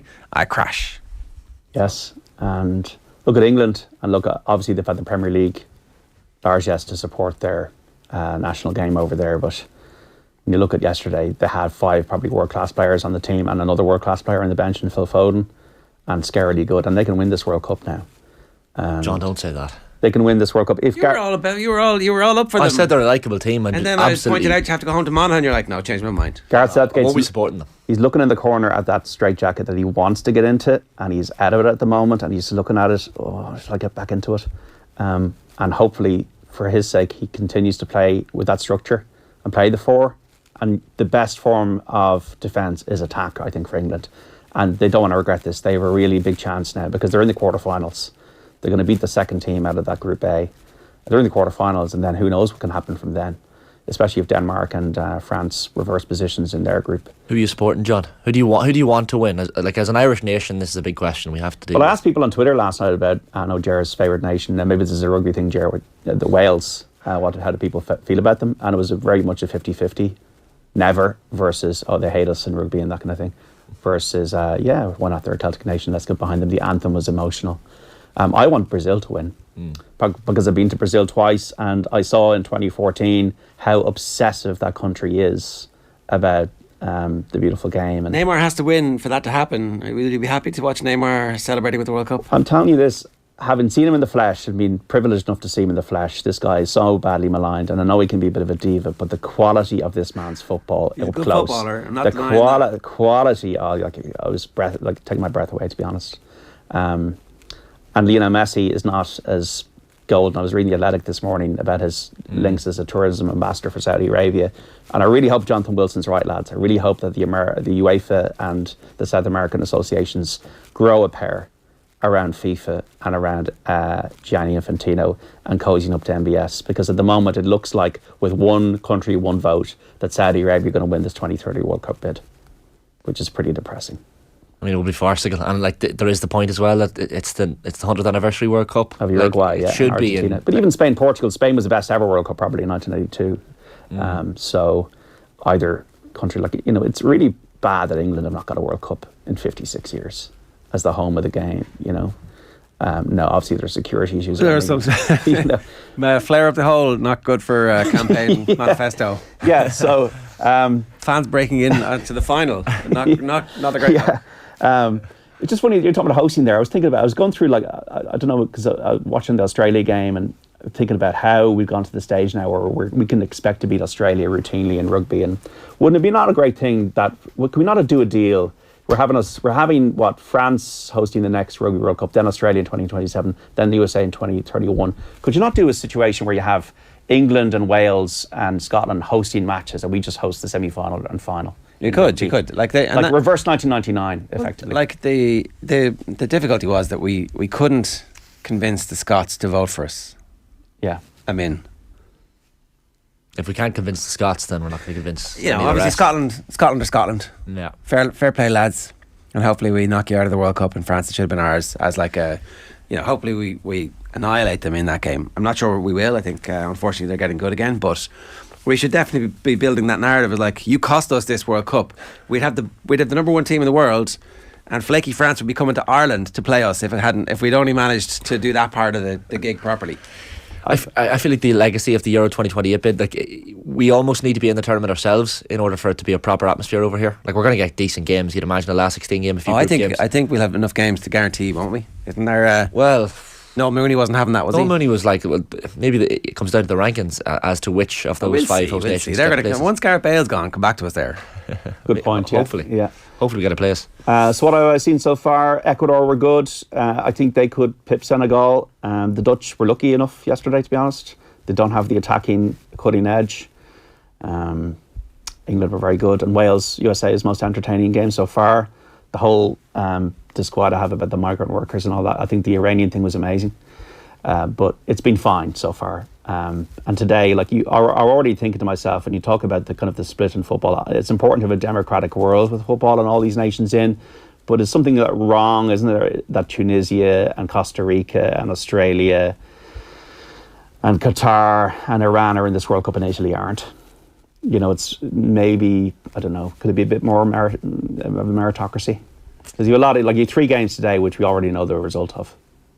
Yeah, I guess like it is supposed to be a World Cup. Yeah. And so those parts of the world that football is not as good, like they need to have representation. Ultimately, if the money was invested in those countries and was traceable, you might be able to see some progress. But Mexico Poland will be the big one today, lads. 4:00. Only met in 1978 when Poland won. When Poland were a very good team back in the 70s and 80s. But Robert Lewandowski and Matty Cash. Matty Cash, yeah. Playing against Messi. You're not having the Dutch, Sean. Like, it'd be intrigued to see if they top that group. They play the runners-up in England, Wales, USA. I'm not having the Dutch based on the fact that, like when you think about it, Steven Bergwijn and Memphis Depay didn't make it in the Premier League. And, he's been brilliant at international level, though. Memphis. Yeah, and it might be another Diego Forlan situation. Look, I think they're very good. Like, De Ligt didn't play very well yesterday, but I think they're very good. The rest of the team, and they've got a great manager, and I really hope that they get on a run. But you just look at England's attacking prowess. I just can't wait to see what Argentina and Brazil do and France do.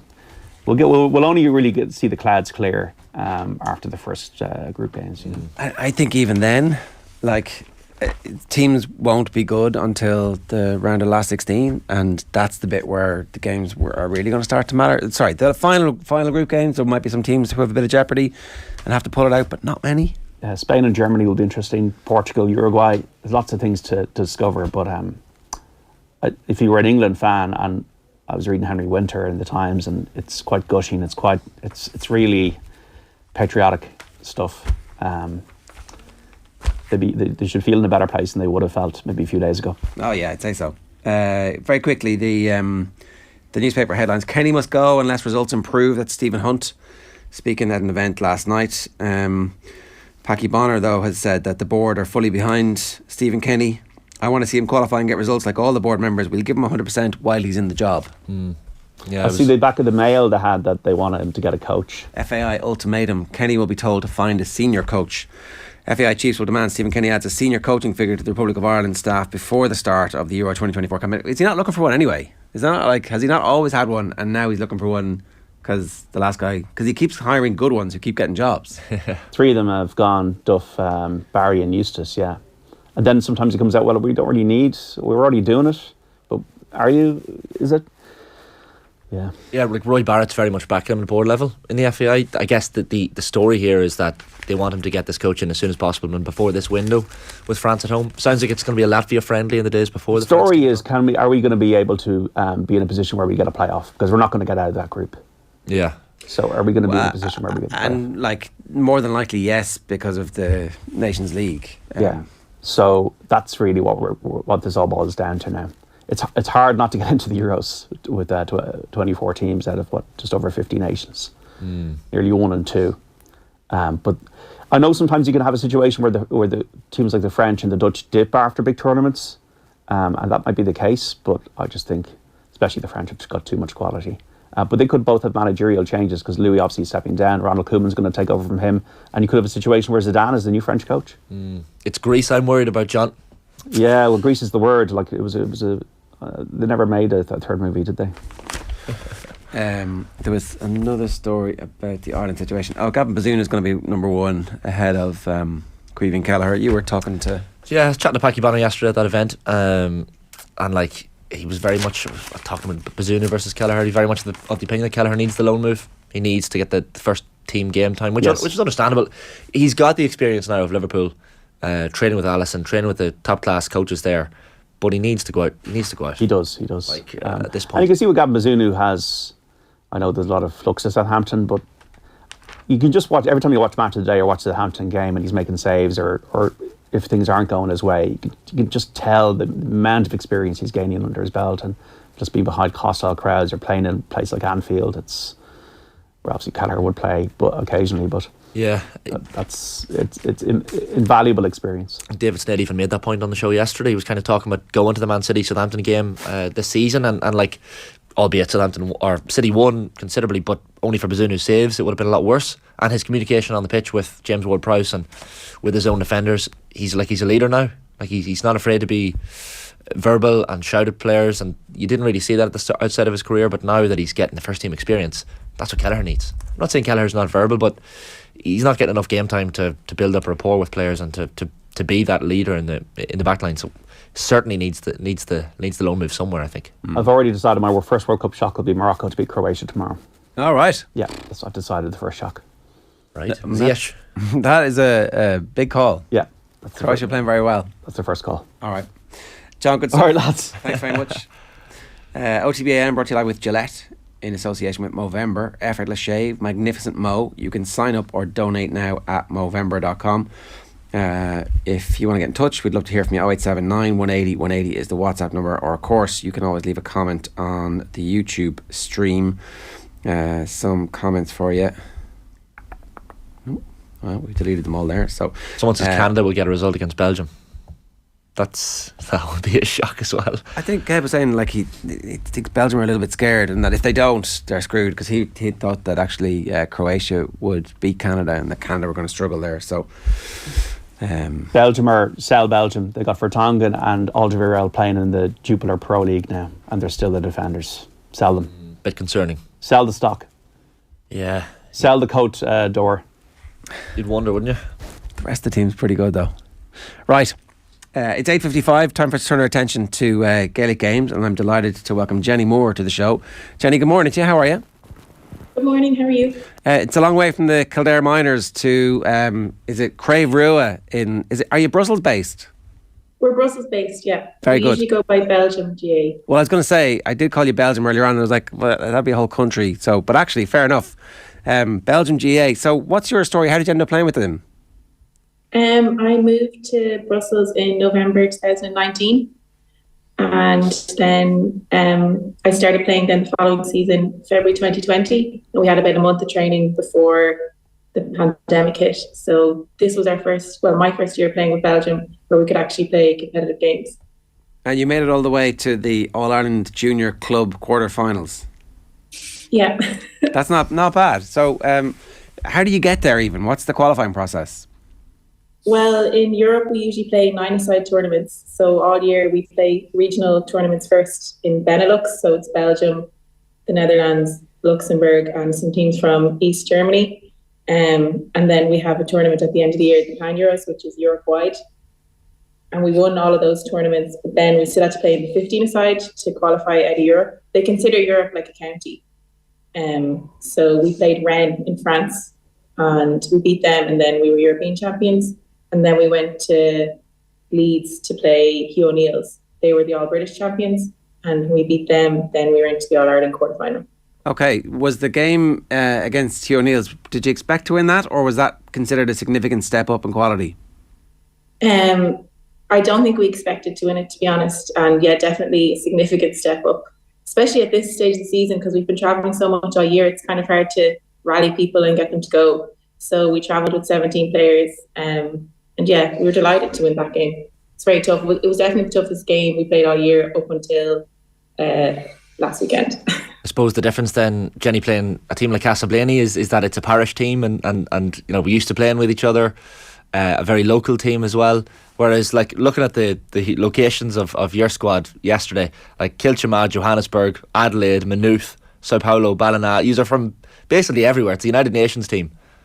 Yeah, definitely. Yeah, I'd say that is the difference. And with Castleblaney, they're a very young team, it seemed. Like, I'd say a lot of them would still be minor. And one of the biggest differences I noticed was that they just put so much pressure on the ball. We wouldn't be used to that in Europe. Like, the second you have the ball, there's two of them on you straight away. But here in Europe, like, you get away with a lot more. I think definitely a huge step up once you go to Britain, and then a step up again going to Ireland. But yeah, our team is full of people from everywhere. Some people that never played before, like Clara, she plays full forward for us. Well, she played at centre forward at the weekend. She only started playing in 2019. She's from Copenhagen. She scored 3-2 at the weekend. Wow. So some of them just take to it like a duck to water. That's not bad. Can we go back to the game against the team from Leeds? So what was the score on that? How did that go? That was 2-6 to 8 points. Okay, so you won relatively well in the end, a 4-point win. And like, again, presumably in England, it's very few players who are picking it up for the first time. Like you just talked about Clara there, mostly it'll be Irish people living in England playing. Am I right about that? Yeah, I think the whole Leeds team, they were all Irish. because afterwards we all had dinner together and we were talking to a lot of them, and yeah, they didn't have anyone that hadn't grown up playing. So that was like playing an Irish team, but they wouldn't be together as long as a club in Ireland. But yeah, they were all Irish and all quite experienced. And can I just ask then, like, is the hope that a run like this keeps the panel together a bit more than maybe might otherwise be the case, that people would tend to come and go, kind of drop in and out, play a season? It's more of a lifestyle choice rather than you're born into this, you're going to do it for life. In Belgium, I'm talking about. Yeah, you see, the problem with Belgium is, like, some people are here for work usually, and they're only here for 6 months or a year, and like there's nothing we can really do to stop that. So like sometimes over the years, like some of the guys that are here a long time, they're talking about players that, like, amazing players that they had, but they were only here for a year or two. So yeah, that's something else we have to deal with. But I think for next year, most of our squad will be staying together. But there's an upside to that too. Like, we never know who will join us next year either. So, you know, it can go both ways. And where do you recruit? Like, how do you find people who aren't Irish? Well, we train at a university, like on an Astro rugby pitch on a university campus, and sometimes people just walking by like ask, what's this? And they come down, especially with the camogie. I remember one night there was a girl, she was living on campus, and she said, I see this training like twice a week. And I used to play hockey. She's from Chile. Marianne is her name. And she, you know, saw the camogie twice a week. And then she came down and asked, what is this sport and can I join? And yeah, she plays now. She's very good. She's actually the camogie officer this year. Same with the football. We do things to try and promote it. Like, we have a very good PRO, and he promotes us a lot on social media. And then people coming from Ireland often would contact the club beforehand and ask, could they join? And then other people just, maybe some girls play basketball with girls from Brussels, and then they ask them if they want to come try Gaelic football. So kind of different routes to get to recruit people. When you talk about the commitment of those non-Irish players as well, Jenny, I heard the story. Your goalkeeper's from Greece. She had quite an interesting adventure trying to get her passport sorted for the tournament in the UK. Yeah, she put a message in the group when we heard we were going to the UK saying, "Oh, remember, like, you need to have a passport to get here." Sure, all the Irish, like, we all have passports because we needed to get in and out of Brussels from Ireland. But if you're in Europe, in the Schengen area, you don't need a passport to travel. So she was traveling everywhere in Europe, like, and going back and forth to Greece without a passport, just an identity card. So she couldn't get an appointment in the Greek embassy in Brussels until April, which would be too late, obviously. So she flew back to Greece. Her dad got in the queue early in the morning because it's first come, first serve. Got the passport, but then she had to wait a week, I think, before it was processed. And they wouldn't post it. They don't post passports, so she had to go back and collect it. And she flew directly from Athens to Manchester for the game in Leeds. Serious commitment from Elena. That's insane. Yeah, it is a bit insane. Worth it in the end, though. Once you get the result, you're happy enough. Yeah. It's a player-run club as well, Jenny. Am I right in saying that? Yeah, completely. Like, I know clubs in Ireland, you'd have so many people from outside helping out that don't play or past members. But here, it's totally club run or player run. Everyone on the committee is a player. With player coaches. We're lucky this year we have a coach, but usually it's all the other codes, it's a player manager. 1 or 2 players take training every week, and yeah, totally player run. And I know, like, you get the grants from the LGFA for those trips to the All Ireland tournaments, so to the Britain or whatever. But excuse me, like the other tournaments within Europe, when you're going to, as you say, Denmark or East Germany or the Benelux countries, like, are you having to pay for that yourselves, or how does that work? Yeah, we have to pay for that ourselves. Usually for the closer tournaments in Benelux, when we go to the Netherlands, we drive and we go 4 or 5 in a car and go up and down the same day to keep the costs low. But then the Pan-European Championship was in Galicia this year. We had to fly, or you could go by train, but I mean, it would take a few days. But yeah, everyone had to foot the bill for that themselves. We do some fundraising, and sometimes we can use that to help the students out. But the majority of the travel, we foot the bill ourselves. What do you get out of playing? Why do you do it? Well, it's my favourite thing about Brussels is being back playing football. I've met so many people through playing. And like, when you go for a weekend away, yeah, we play a tournament for the day, but it's like going away with your friends for the weekend. I think the social aspect is probably the best part. The management team I found interesting, Jenny. Cosmos Gilmore, like people in Galway will be familiar with him. He's a Longford man, but led the Galway men's under-20s team to All-Ireland success in 2020. So what his story was essentially that he was moving to Belgium and looking for a team to take over, and it was yourselves that managed to get him on board, I guess. He came over here on secondment. I think it was last year it was early last year, and he messaged the club. I think he actually wanted to take on the men's team, but they had a player manager at the time who was doing well with the team. So then Anai Rios, who was our player manager, she convinced him to take over our team. He had never trained ladies before, but he seems to enjoy it. So hopefully we'll keep him for another while. Well, but it's great. Like it's really changed our training. Like it's so much more intense when he's there. It's so much better when someone from outside comes in. Like he just has more respect, and the intensity just went way higher once he started training us. We're obviously doing something right. The season's been incredibly successful. That difference between 9-a-side and 15-a-side and only having 17 players, you don't obviously get to play 15-a-side very often. So again, it's actually a completely different game, right? Yeah, completely. And with the 9-a-side, we hand pass it up the pitch the whole time. Like we don't really kick it very often, and we always go for goals. But like I think that told on Saturday when like our scoreline of 5-2, we were still going for goals, and we didn't really have the range to kick from outfield. But Castlebane were able to kick points from everywhere. So with the 9-a-side, like you don't really have the chance to kick. The goals are much smaller as well, so we don't really kick points from far out. But it's something that we'll have to work on if we want to play the 15s next year. But that's one of the main differences is like kicking the ball and kicking for points from range.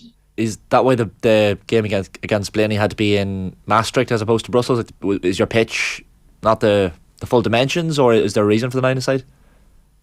It's not the full dimension. Yeah, there's only 2 15-a-side pitches in Europe, the regulation size, in Rennes and in Maastricht. So Maastricht's our home venue if we have to play 15-a-side. It's about an hour and 10 minutes drive from Brussels. So we don't really ever train on a 15-a-side pitch either. We train on a rugby pitch, an Astro rugby pitch. But we only have half the pitch for training, because with the 4 codes we share for 3 hours, like an hour and a half each train, or an hour and 15 minutes each training, and we've half the pitch. Basically, you need somebody in the European Parliament recruitment section to go through CVs looking for inter-county Gaelic footballers to come to Brussels for the next couple of years. Basically, yeah. That'd be great if we could recruit that way. Well, if you have Clara Lambert from Copenhagen, what is it, scoring 3-2, having taken up the sport a couple of years ago, they're clearly taking up, as you say, like a fish to water. That's unbelievable. Yeah, that was her second time to ever play a 15-side game. My God. So, I think with a bit more practice, we could be even better. Jenny, good stuff. Congratulations on a great season. Thanks a million for joining us this morning and sharing the story with us. Thanks a million. Jenny Moore there from Belgium GAA, based in Brussels in the Netherlands, who were beaten unfortunately in the All-Ireland Ladies Junior quarter-final, losing to Monaghan's Castleblaney at the weekend. A reminder, OTB AM brought to you live with Gillette in association with Movember. Effortless shave, magnificent mo. You can sign up or donate now at Movember.com. Here's what's on OTB Sports Radio for you today. At 1 o'clock is OTB Gold. Keith Andrews meeting Philly McMahon. A Dadcast at 3. Our career retrospective from Andy Moore at 4. Cora Staunton is OTB Gold, a bit of a Mayo theme across the afternoon. And the show's live tonight with Joe. Brian O'Driscoll will reflect on Ireland's November series. James Corrigan, the golf correspondent, will talk about waiting his entire life to see Wales play football at the World Cup, but now has to fly home instead. And there's plenty more besides. You can follow OTB across all our social channels and subscribe to the OTB Podcast Network for all the best in the latest sports content. After this break, we're back with the former Ulster and Ireland flanker Stephen Ferris. OTB AM on OTB Sports Radio, Ireland's first and only sports radio station. The Koigig Pod on OTB Sports. We should have played the ball around in the middle a little bit more, but we're too quick to drop off 3v1. That's been a problem that we actually stopped against Scotland because Niamh Fahey stepped in to stop Caroline Weir. Keep up to date with all the WSL action every Tuesday and subscribe to the feed in the OTB Sports app now. OTB AM with Gillette in association with Movember. Effortless shave, magnificent mo. I love to go to anything and try to be as open-minded as I possibly can be. That's what I want to be. We all have our biases and we all have where we're coming from. And I had all sorts of caveats to what I thought about the stadiums. You know, beautiful stadiums, but they cost a lot in money and in lives. But also, you know, the regime that we're under just now. If you're working in Qatar. So you take all those things into account and then you just say, right, okay, what do the Qataris think? What do the people who are working under the Qataris think? And then you eventually get past all that and think, okay, we've got a World Cup on there. How's that going to look? And it's a bit weird, I have to say. You know, it is quite weird. It's unbelievably well organised. But I would say the rent-a-crowd that they had in for the Qatari first game was conning nobody from like a minute in. I mean, really? Honestly. I was 5 minutes after half time and I said, when I was doing the commentary, I don't think they're coming back. I don't think the fans are coming back. You know, the Qatari team didn't turn up for the first half and the fans didn't turn up for the second half. And I'm going, I've been here before. This is my third opening World Cup game, right? There's a ceremony and the vast majority of people aren't football fans. They're there to see the ceremony. They couldn't care less. And nowadays, when you've got the mobile, you just take the picture and say, I was there. Right? So I'm trying to engage it all by the first game. But it does seem a bit, and I use this, I'm trying to use the right word for it. It's a bit soft. It really is a bit soft. It doesn't feel right. It doesn't feel passionate yet. It may well turn into that. The fans are fabulously well behaved. It's very nice so far. All that sort of stuff is absolutely fine. But I was kind of giving them a wee bit of leeway. But I heard a story tonight, and if this story's true, I'm fuming. I'm off the scale. And I'm sure, I don't know if you've talked about it in the show yet, about the American journalist apparently who wasn't let in because he was wearing a rainbow badge.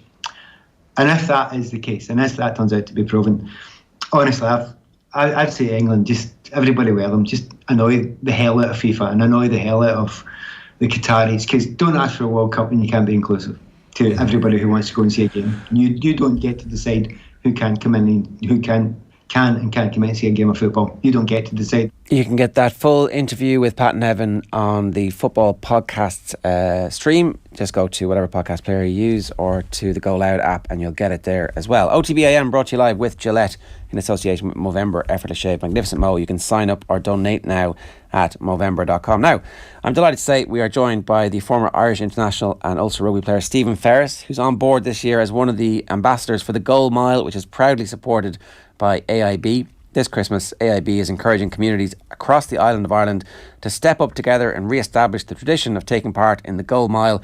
People and communities across Ireland can step up together to take part by visiting goalmile.org. Stephen, good morning to you. How are you? Good morning. Very well, thanks. It's been a while since I've been on, lads. So I know there's a few hot talking points that you might want to drag out of me from the last couple of weeks, so I'm looking forward to the next 15-20 minutes. Yeah, me too. Before we get to that, right, the Goal Mile was one of those traditions that we would have done as a family kind of over the last 5 or 6 years, but with COVID it disappeared. So this is a real opportunity for everybody to just remember that it's a good idea to like not just lie on the couch for 48 hours on Christmas Eve, Christmas Day, Stephen's Day. Get out and get some fresh air into your lungs.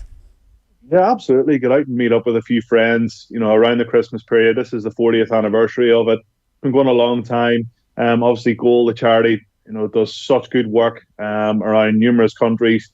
And, if you can just get up and be a part of it and sign up, as you said, Ger, all the information's on the website. I'm going to be getting out there. I was down in Dublin there a number of weeks ago, meeting up with the rest of the ambassadors. And I didn't actually realise how much of how much people get involved in this. I'm sort of a little bit, out of the loop here in Belfast, and it's really, really big down south, and I can't wait to be a part of it this year. Yeah, fingers crossed everybody supports it, because as you said, it's for an absolutely great cause. So let's talk rugby, right? The first part we should start with is that we have a back rower who is the best player in the world over the last 12 months. It's a remarkable achievement for Josh van der Flier, because frequently it's the 9s and 10s, it's the try scorers, or it's like the very flashy players. But sometimes, as you know, back rowers don't get all the credit they deserve. Josh van der Flier finally getting the credit. Yeah, definitely. Especially when they make the most tackles, they make the most carries, they make the most turnovers. They probably train more than anybody. So yeah, what an achievement from him. I think he's been so durable as well this year. Just seems to be playing on the edge all the time, but it's just, turns it out week in and week out. And I think one of the main reasons why his name is now on that of being the World Player of the Year is because he's been the most consistent player for me. He's been extraordinary for Ireland. Anytime he's playing for Leinster, he's been, man of the match or nearly thereabouts. And all credit to him. I met Josh. I've met him a handful of times, obviously, but met him 5 or 6 years ago. Quite a nice, quiet fella. He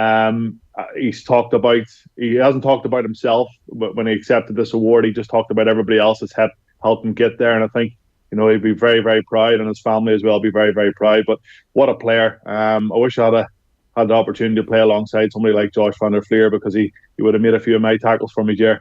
That back row at the moment is very difficult to get into. And Nick Timoney is right there. Like, it was interesting that they want to see what he's like. I'd love to see what a back row, horses for courses selection might do, where you have Timoney and Van der Fleer. The way Australia occasionally would do that with 2 sevens and just be like, well, we're just going to absolutely smother the opposition today. Now, this is nothing against any of the other back rowers who are in the team or in the squad, but wouldn't it be good for us just to experiment a little bit to see, okay, there might be an occasion where we decide that our game is going to be with that. Am I completely mad here?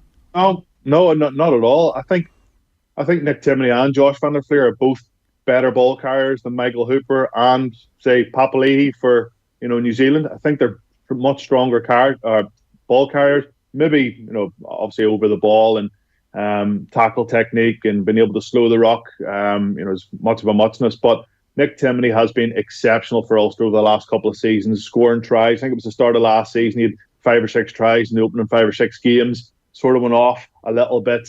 But yeah, there's no doubt in his pedigree. Sevens background.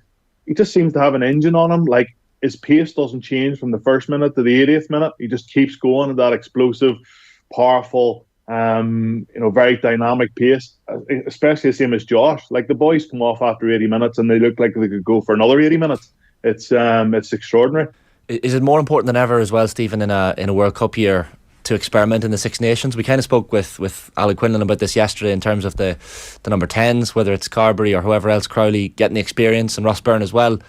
Do you need to have that, I guess, little bit of experimentation and make sure the players in actual games that mean something are used to stepping up to the plate?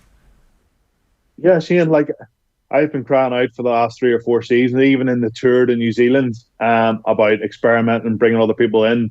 But the top international rugby is just all about results, and it's all about getting victories. And for Andy Farrell to put 5 or 6 lads in the opening game against Wales away from home in the Six Nations, and all of a sudden, they're obviously backed into a corner at the minute with the loss to Georgia. So they get a result, then all of a sudden it's Ireland. We know how fickle and how international sport can turn on its head within one game, never mind, a full Six Nations campaign. So I think Andy Farrell's got to be very cute and careful with his team selection throughout the Six Nations. Yes, there is opportunity to give guys a run, give them a chance. The likes of, Frawley, if he gets himself fit, put him behind a full-strength Irish pack in one of their 2 of the games, see how he goes. If that's Crowley or if it's Carberry, then they can make those decisions. But I've said it for the last 2 years, like, I don't think that there's going to be somebody completely left field that's going to come in and start start for Ireland in the Rugby World Cup in the first or second game. It just feels like it's a very settled squad. It feels like there's only 2 or 3 lads that are going to get in ahead of somebody just because of an injury, not because they're playing really, really well. And like, I could maybe name off the team that I personally think is going to start if everybody's fighting fit in the Rugby World Cup. I'm sure your 2 teams would be very, very similar, and that's been the case for the last couple of seasons.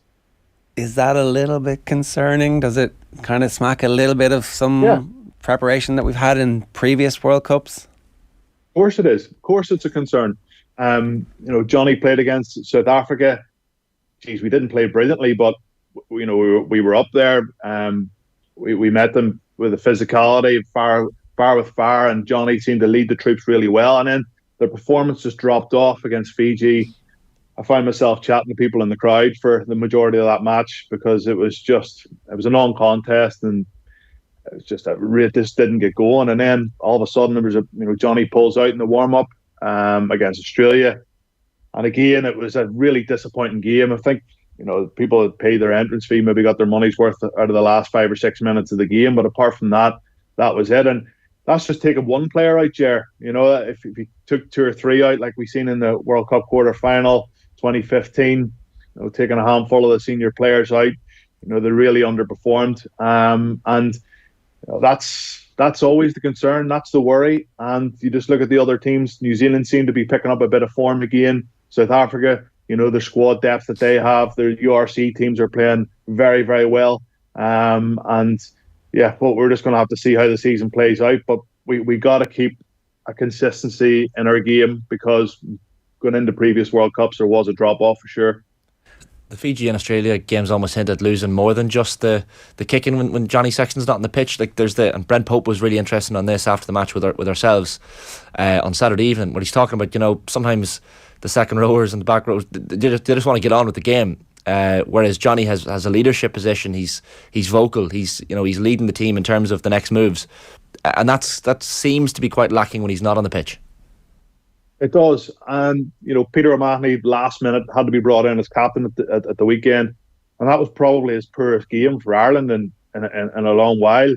And maybe he's just at a stage in his career where he likes to focus and concentrate on his own personal responsibilities on the pitch. And Johnny's a very good way with the referees. Of course, we all know he does go over the line from time to time, but like Ben O'Keefe at the weekend, 38 penalties he gave in the game.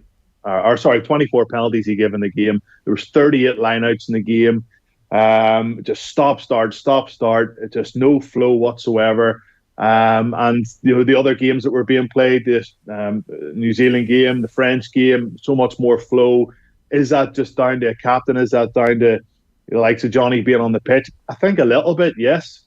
And there's absolutely no doubt in my mind that if Johnny Sexton isn't playing for Ireland, we're not going to play to the same level. And speaking to people, fans walking into the stadium, that's just what's been on everybody's lips for the last couple of weeks. But it's been on everybody's lips, realistically, lads, for the last 7 years.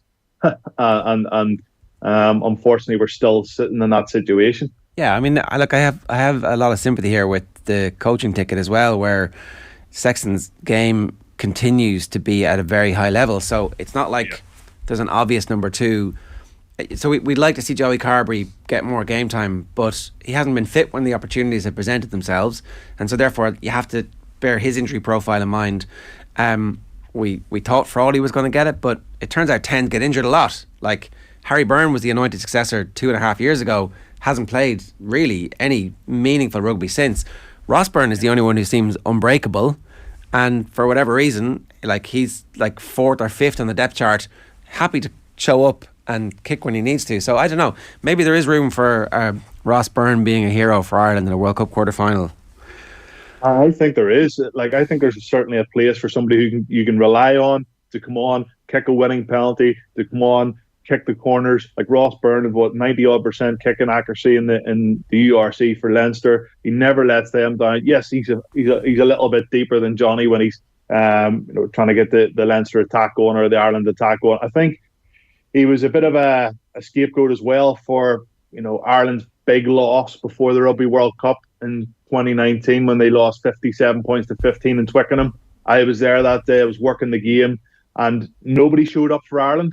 But yet everybody was just talking about Ross Byrne wasn't able to get the Irish team going, and he's not up to international level, and blah blah blah, and all the rest of it. Well, I think he showed at the weekend that when the pressure's on and the referee's shouting in his ear that you've only 20 seconds to go, and you're stepping up. I tell you what, that wasn't an easy kick, and it was a long kick as well. And he stroked it over, no problem, ran back to the halfway and got his team over the line in that game. So anybody who doubted his bottle or questioned his attitude or his credentials in the international rugby, I think he answered a lot of those critics with just knocking over that penalty. And who knows, Jerry, he could be the guy who could be sitting on the bench in a Rugby World Cup in the opening 2 or 3 games, because, as you rightly say, he seems to be the only one that is playing consistent rugby, because the rest of them, like, it really is a concern when, you know, second, third, fourth choice out half are getting very little game time, and that's not just in a green jersey, that's in a red of Munster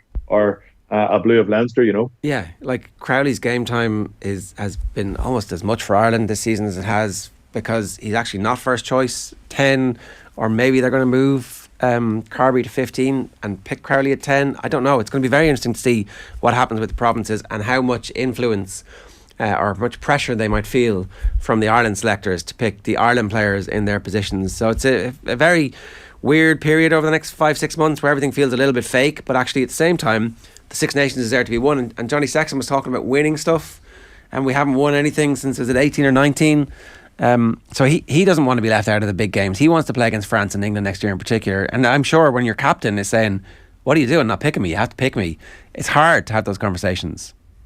It's hard to have those conversations. The other thing people don't understand, I was saying that again at the weekend at the game, chatting to a few of the Aussie fans, why is Johnny starting? This is obviously 15-20 minutes before he actually didn't play because of injury. And I was like, hold on a second, Johnny's got what, 4 games left at the Aviva? 3, 4? You've got France and England at home, maybe a couple of Rugby World Cup warm-up games, and that is it. He said to everybody he's going to retire after the Rugby World Cup. So, like, do you reckon he's just going to go, you know what, I'm grand, like, you know, you play against England, you play against France, like that? He wants to keep writing his legacy into the history books of beating these big teams on the home patch and, you know, enjoying these final moments. We all know, you know, Rory Best, the send off that he wanted. Geez, he had his kids on the pitch every week for about 3 years, but you know, Johnny's going to want to be able to enjoy those special moments with his family in big wins at home in the last couple of games. And is there going to be that window of opportunity for Andy Farrell to tweak and you know, bring in other guys? If you're Johnny Sexton, probably not. A couple of Ulster backs putting their hands up as well for maybe a bit more inclusion, Stephen, in Robert Ballacune and Stuart McCluskey. And look, the depth chart there is fairly deep, so it's not easy, but both did quite well over the last 3 games. Yeah, did quite well. Like Rob Ballacune, I watch him obviously week in, week out. Pace to burn, see very good under the high ball. Not a bad kicking game, but he just doesn't seem as busy as like a Mac Hansen or a James Lowe. And people say, oh yeah, he just hangs out on his wing. I don't think he's obviously, he's tracking back and forth, chasing kicks up and down the pitch. I just think it comes with experience. It comes with being able to look for an opportunity around the breakdown, being able to, you know, back yourself in certain situations. And yes, like wingers have to hold their width as well. You know, you got to spread the defence. And if it's 1-on-1 and he's 10 or 15 yards to get in the try line, you would back him to get there. But I don't think he's Ireland's number 1 winger, number 2 winger. I think, you know, James Lowe is definitely in there as well. You got to look at, you know, obviously Andrew Conway's to come back in. Keith Earls, will he capture a bit of form? Like he showed 5 or 6 years ago, possibly. So there's plenty of depth in the back three, and you know, I think, you know, the big talking point for me was Stuart McCluskey coming into the autumn internationals. Would he get a run?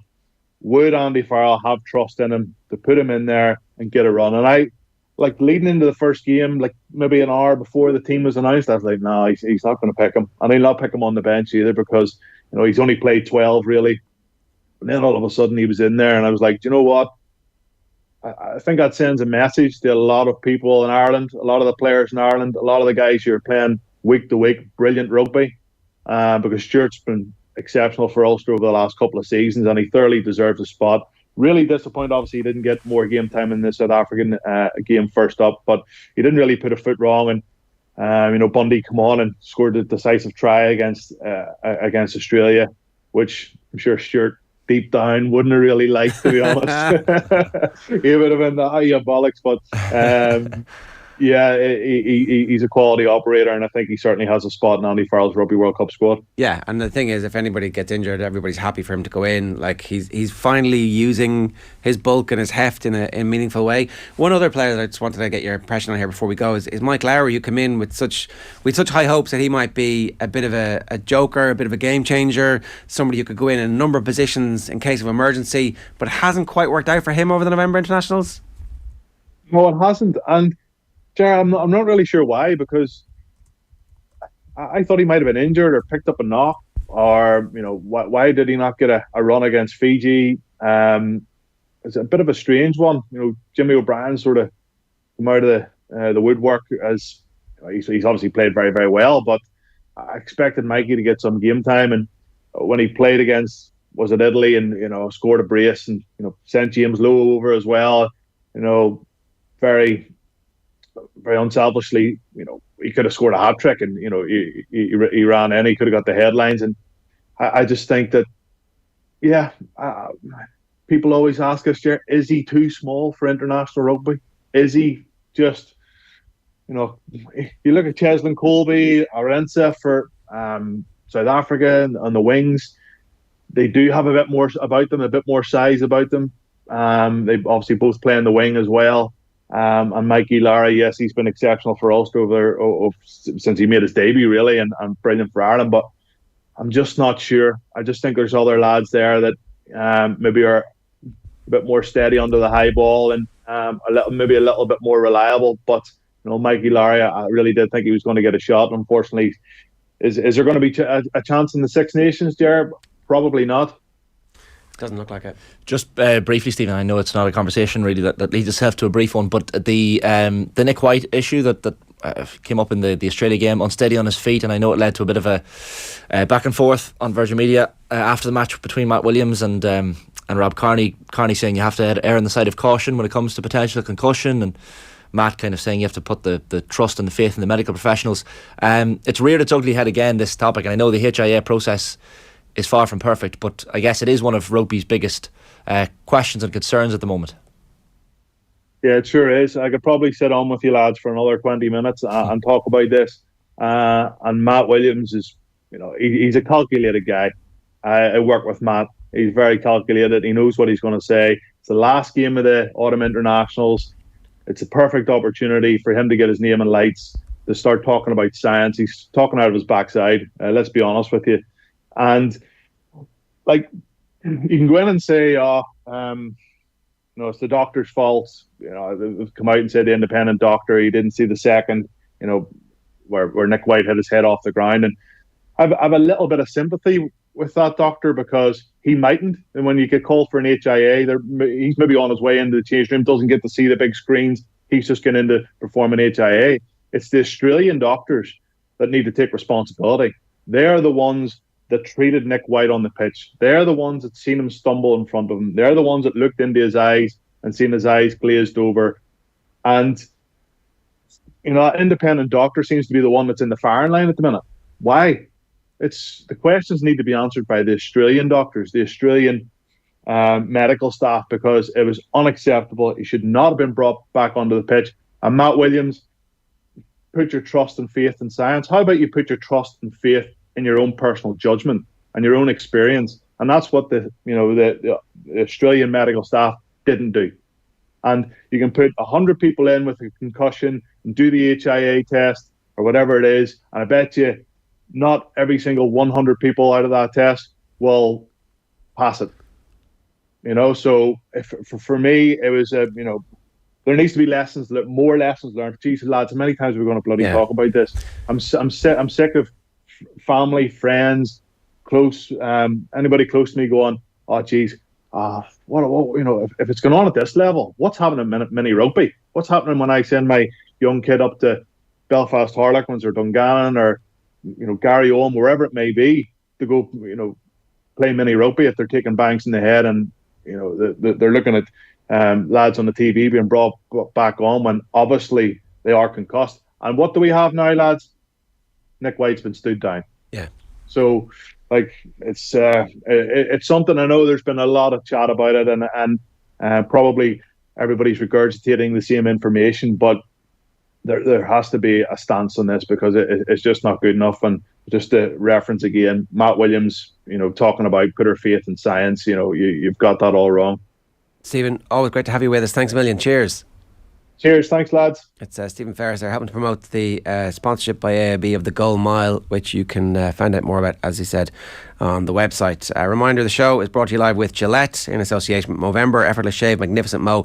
You can sign up or donate now at Movember.com. We will obviously be talking to Matt sooner rather than later, hopefully, to get his considered take on events over the next while. But that is it for today's show. If you've missed anything from our programme today, you can get it back on podcast. You'll find all our best stuff on the OTB Sports app.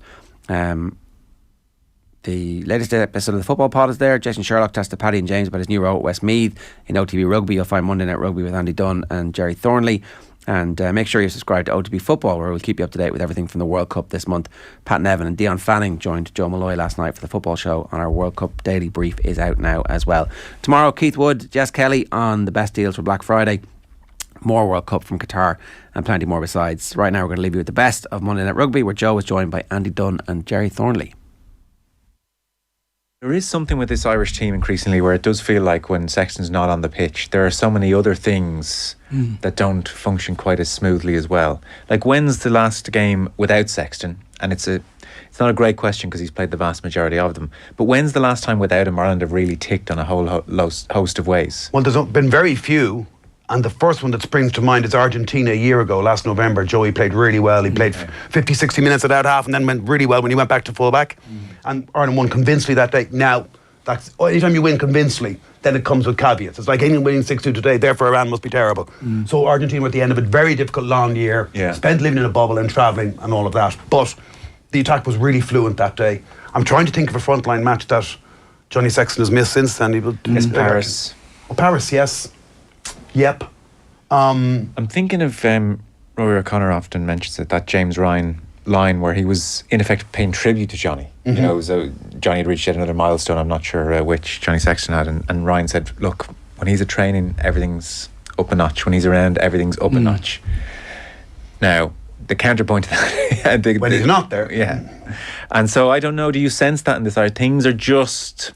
And when he's on the pitch, he's like a player coach, isn't he? He's constantly pulling players into position, and there just seems to have always that many more options for him as a result. Yeah. Do you remember that time, the second half, when Jack Coley's going left to right, and he's got Hugo Keane almost too close to him, and he's got Tyke Byrne flat, and there's a pass out the back to Stuart McCluskey, and he goes through with the pass to Tyke Byrne as he's being hit by one of the Aussie second rows. Yeah. You don't see that happen that much when Johnny's there, do you? I don't know why this popped into my head. I was not looking at Jerry, but remember the film Teen Wolf with Michael J. Fox?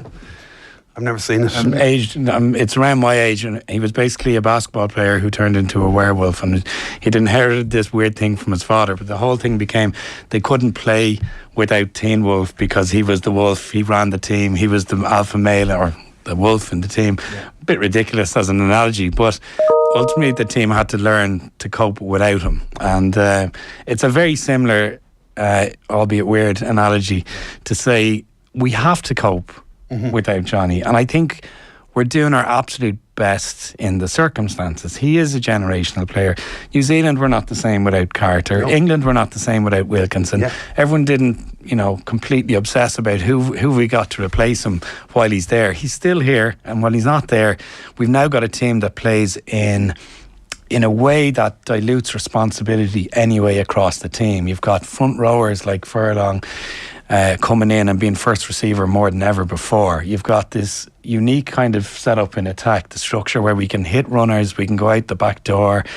You've got multiple options in midfield. You've got the likes of McCluskey coming in, playing 3 games and adding huge value where we've already got value. And I just think it's as good as it could possibly be without him at the moment. And then you've also got players who are all good enough. Like, people need to cool the jets and say, Ross Byrne is good enough to play international rugby.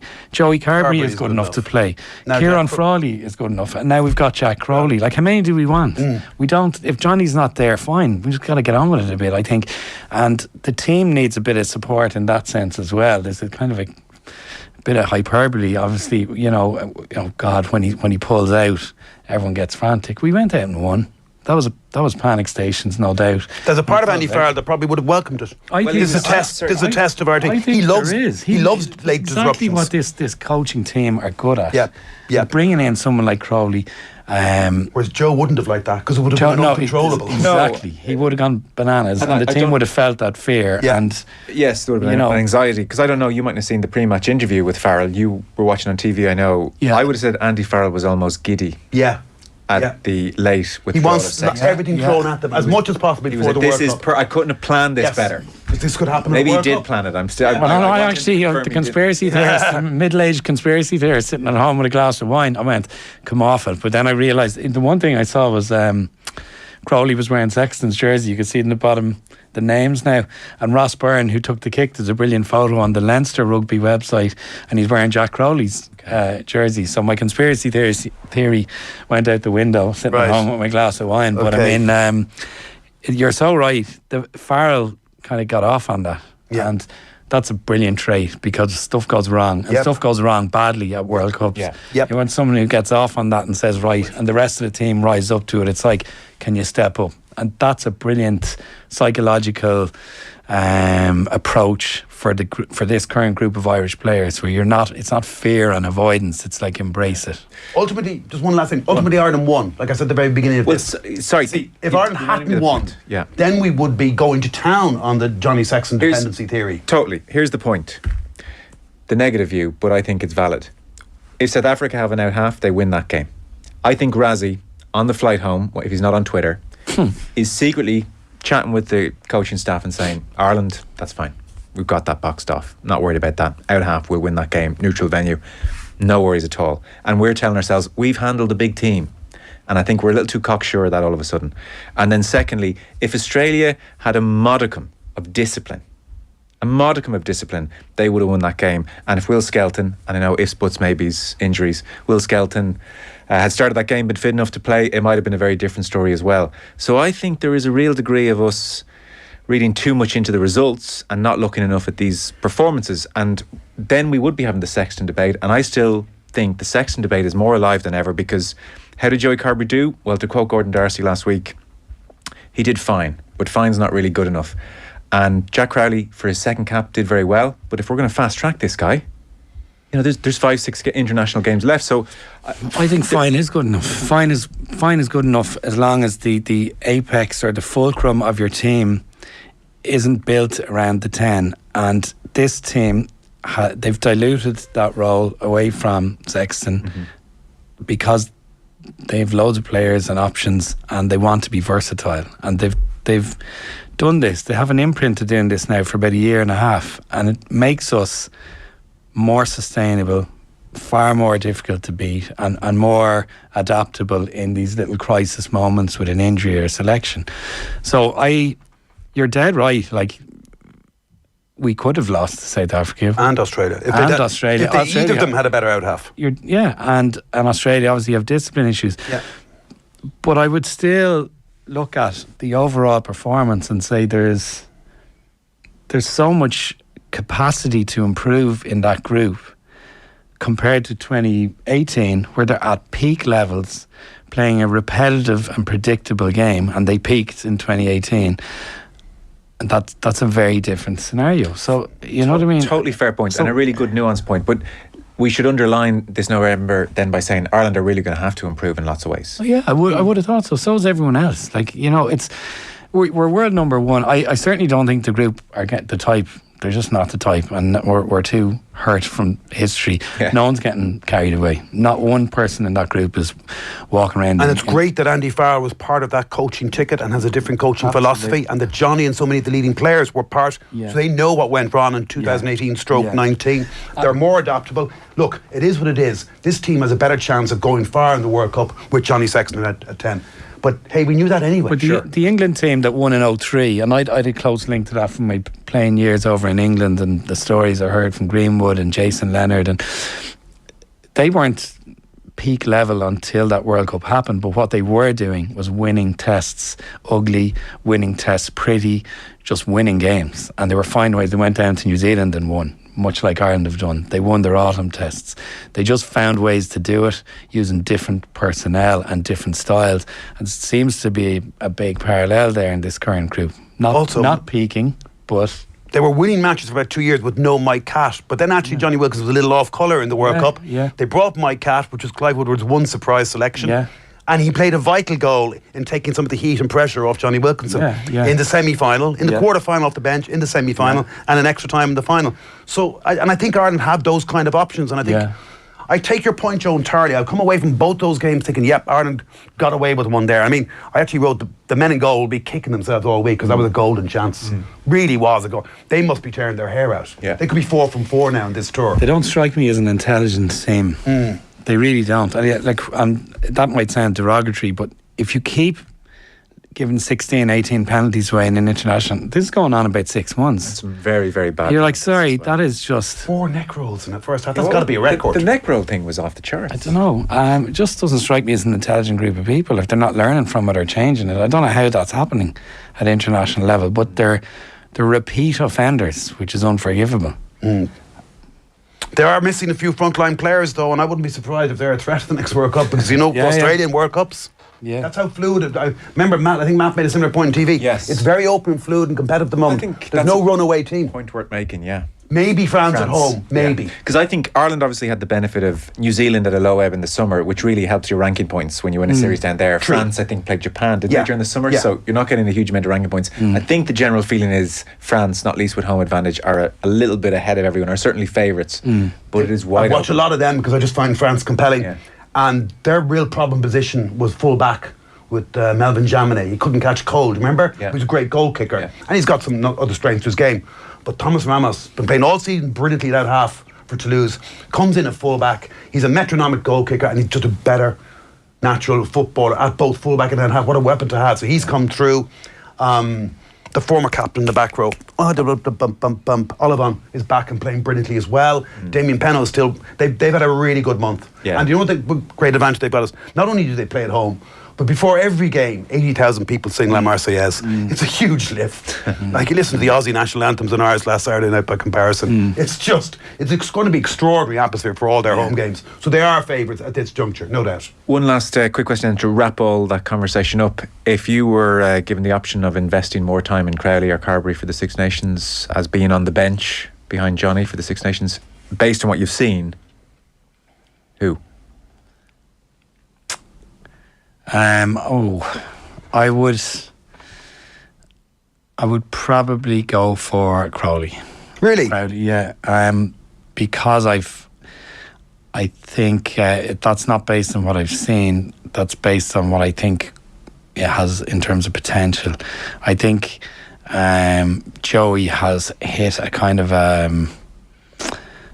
plateau. Yeah. I think a plateau in his play at 10. And it's not a low level plateau. It's a kind of moderate, stable level of play.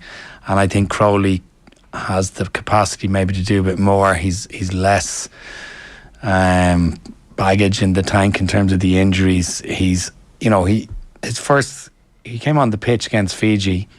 He grabbed the ball to kick a penalty to touch, and he went to the 5 metre line. He didn't go to the 10, the 15. Most 10s, even the established ones, are just going to kick for safe touch. They're not, and that also grates with me because you're a professional player. You got to squeeze every inch out of your penalties to touch. He nailed it to the 5 metre line with his first touch in international rugby. That strikes me as someone who's got this inner belief, deep inner belief in what he's capable. His body language conveys that too. His enthusiasm, his energy conveys all of that. So and he actually seems to be playing with a little bit more enthusiasm and energy than Joey is at the moment. Yeah, I think Joey is. You'd love to see that swagger back. Yeah, and Joey has the option. I've always pushed for Joey at 10 in terms of if he can be more of an independent threat on his own. That doesn't seem to be happening in his game for quite a period of time, but he's definitely worth being involved in and around the squad. But I think it'd be worth looking at Crowley in a couple of Six Nations games. I also think if neither of those options are there, Frawley did really, really well, and as another guy who he's a lad who seems to be unfazed in the Irish green. Very number 10 jersey. Too, and Versa. Yeah. Part of the issue here is what Munster do next. I know. Limerick will decide this ultimately. There's Ben Healy there as well. Like Jack Crowley came into this window as third choice Munster at half. Having just, like I said earlier, only started 6 matches ever, 10 for Munster. Part of that is COVID related, but it's the traffic jam at 10 in Munster as well, when you think that JJ was there for a while. So what will they do next? I mean, how many games will Jack Crowley start at 10 between now and the Six Nations for Munster? Is Andy Farrell allowed to get on the phone and say Graham?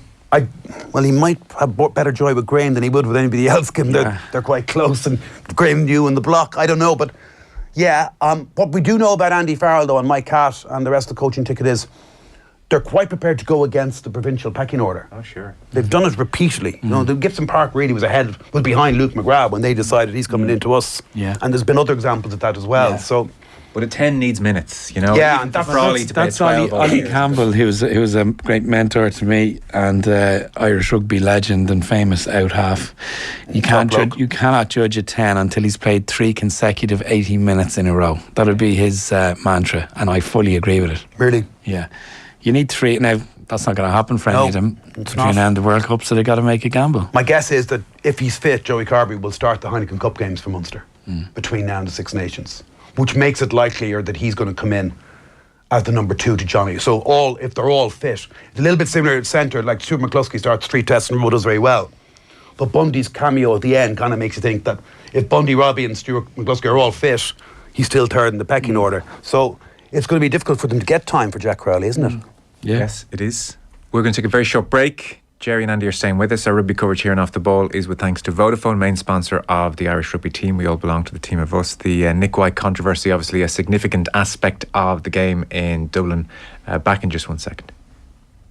Monday Night Rugby on Off the Ball. With Vodafone, main sponsor of the Irish rugby team. We all belong to the team of us.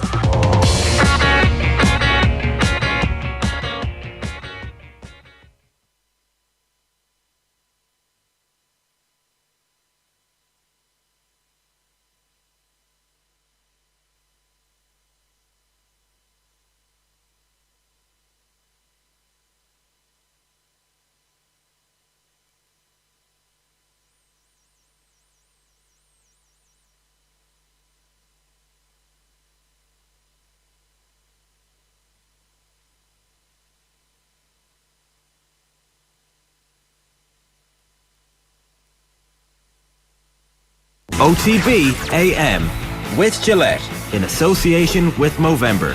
Effortless shave.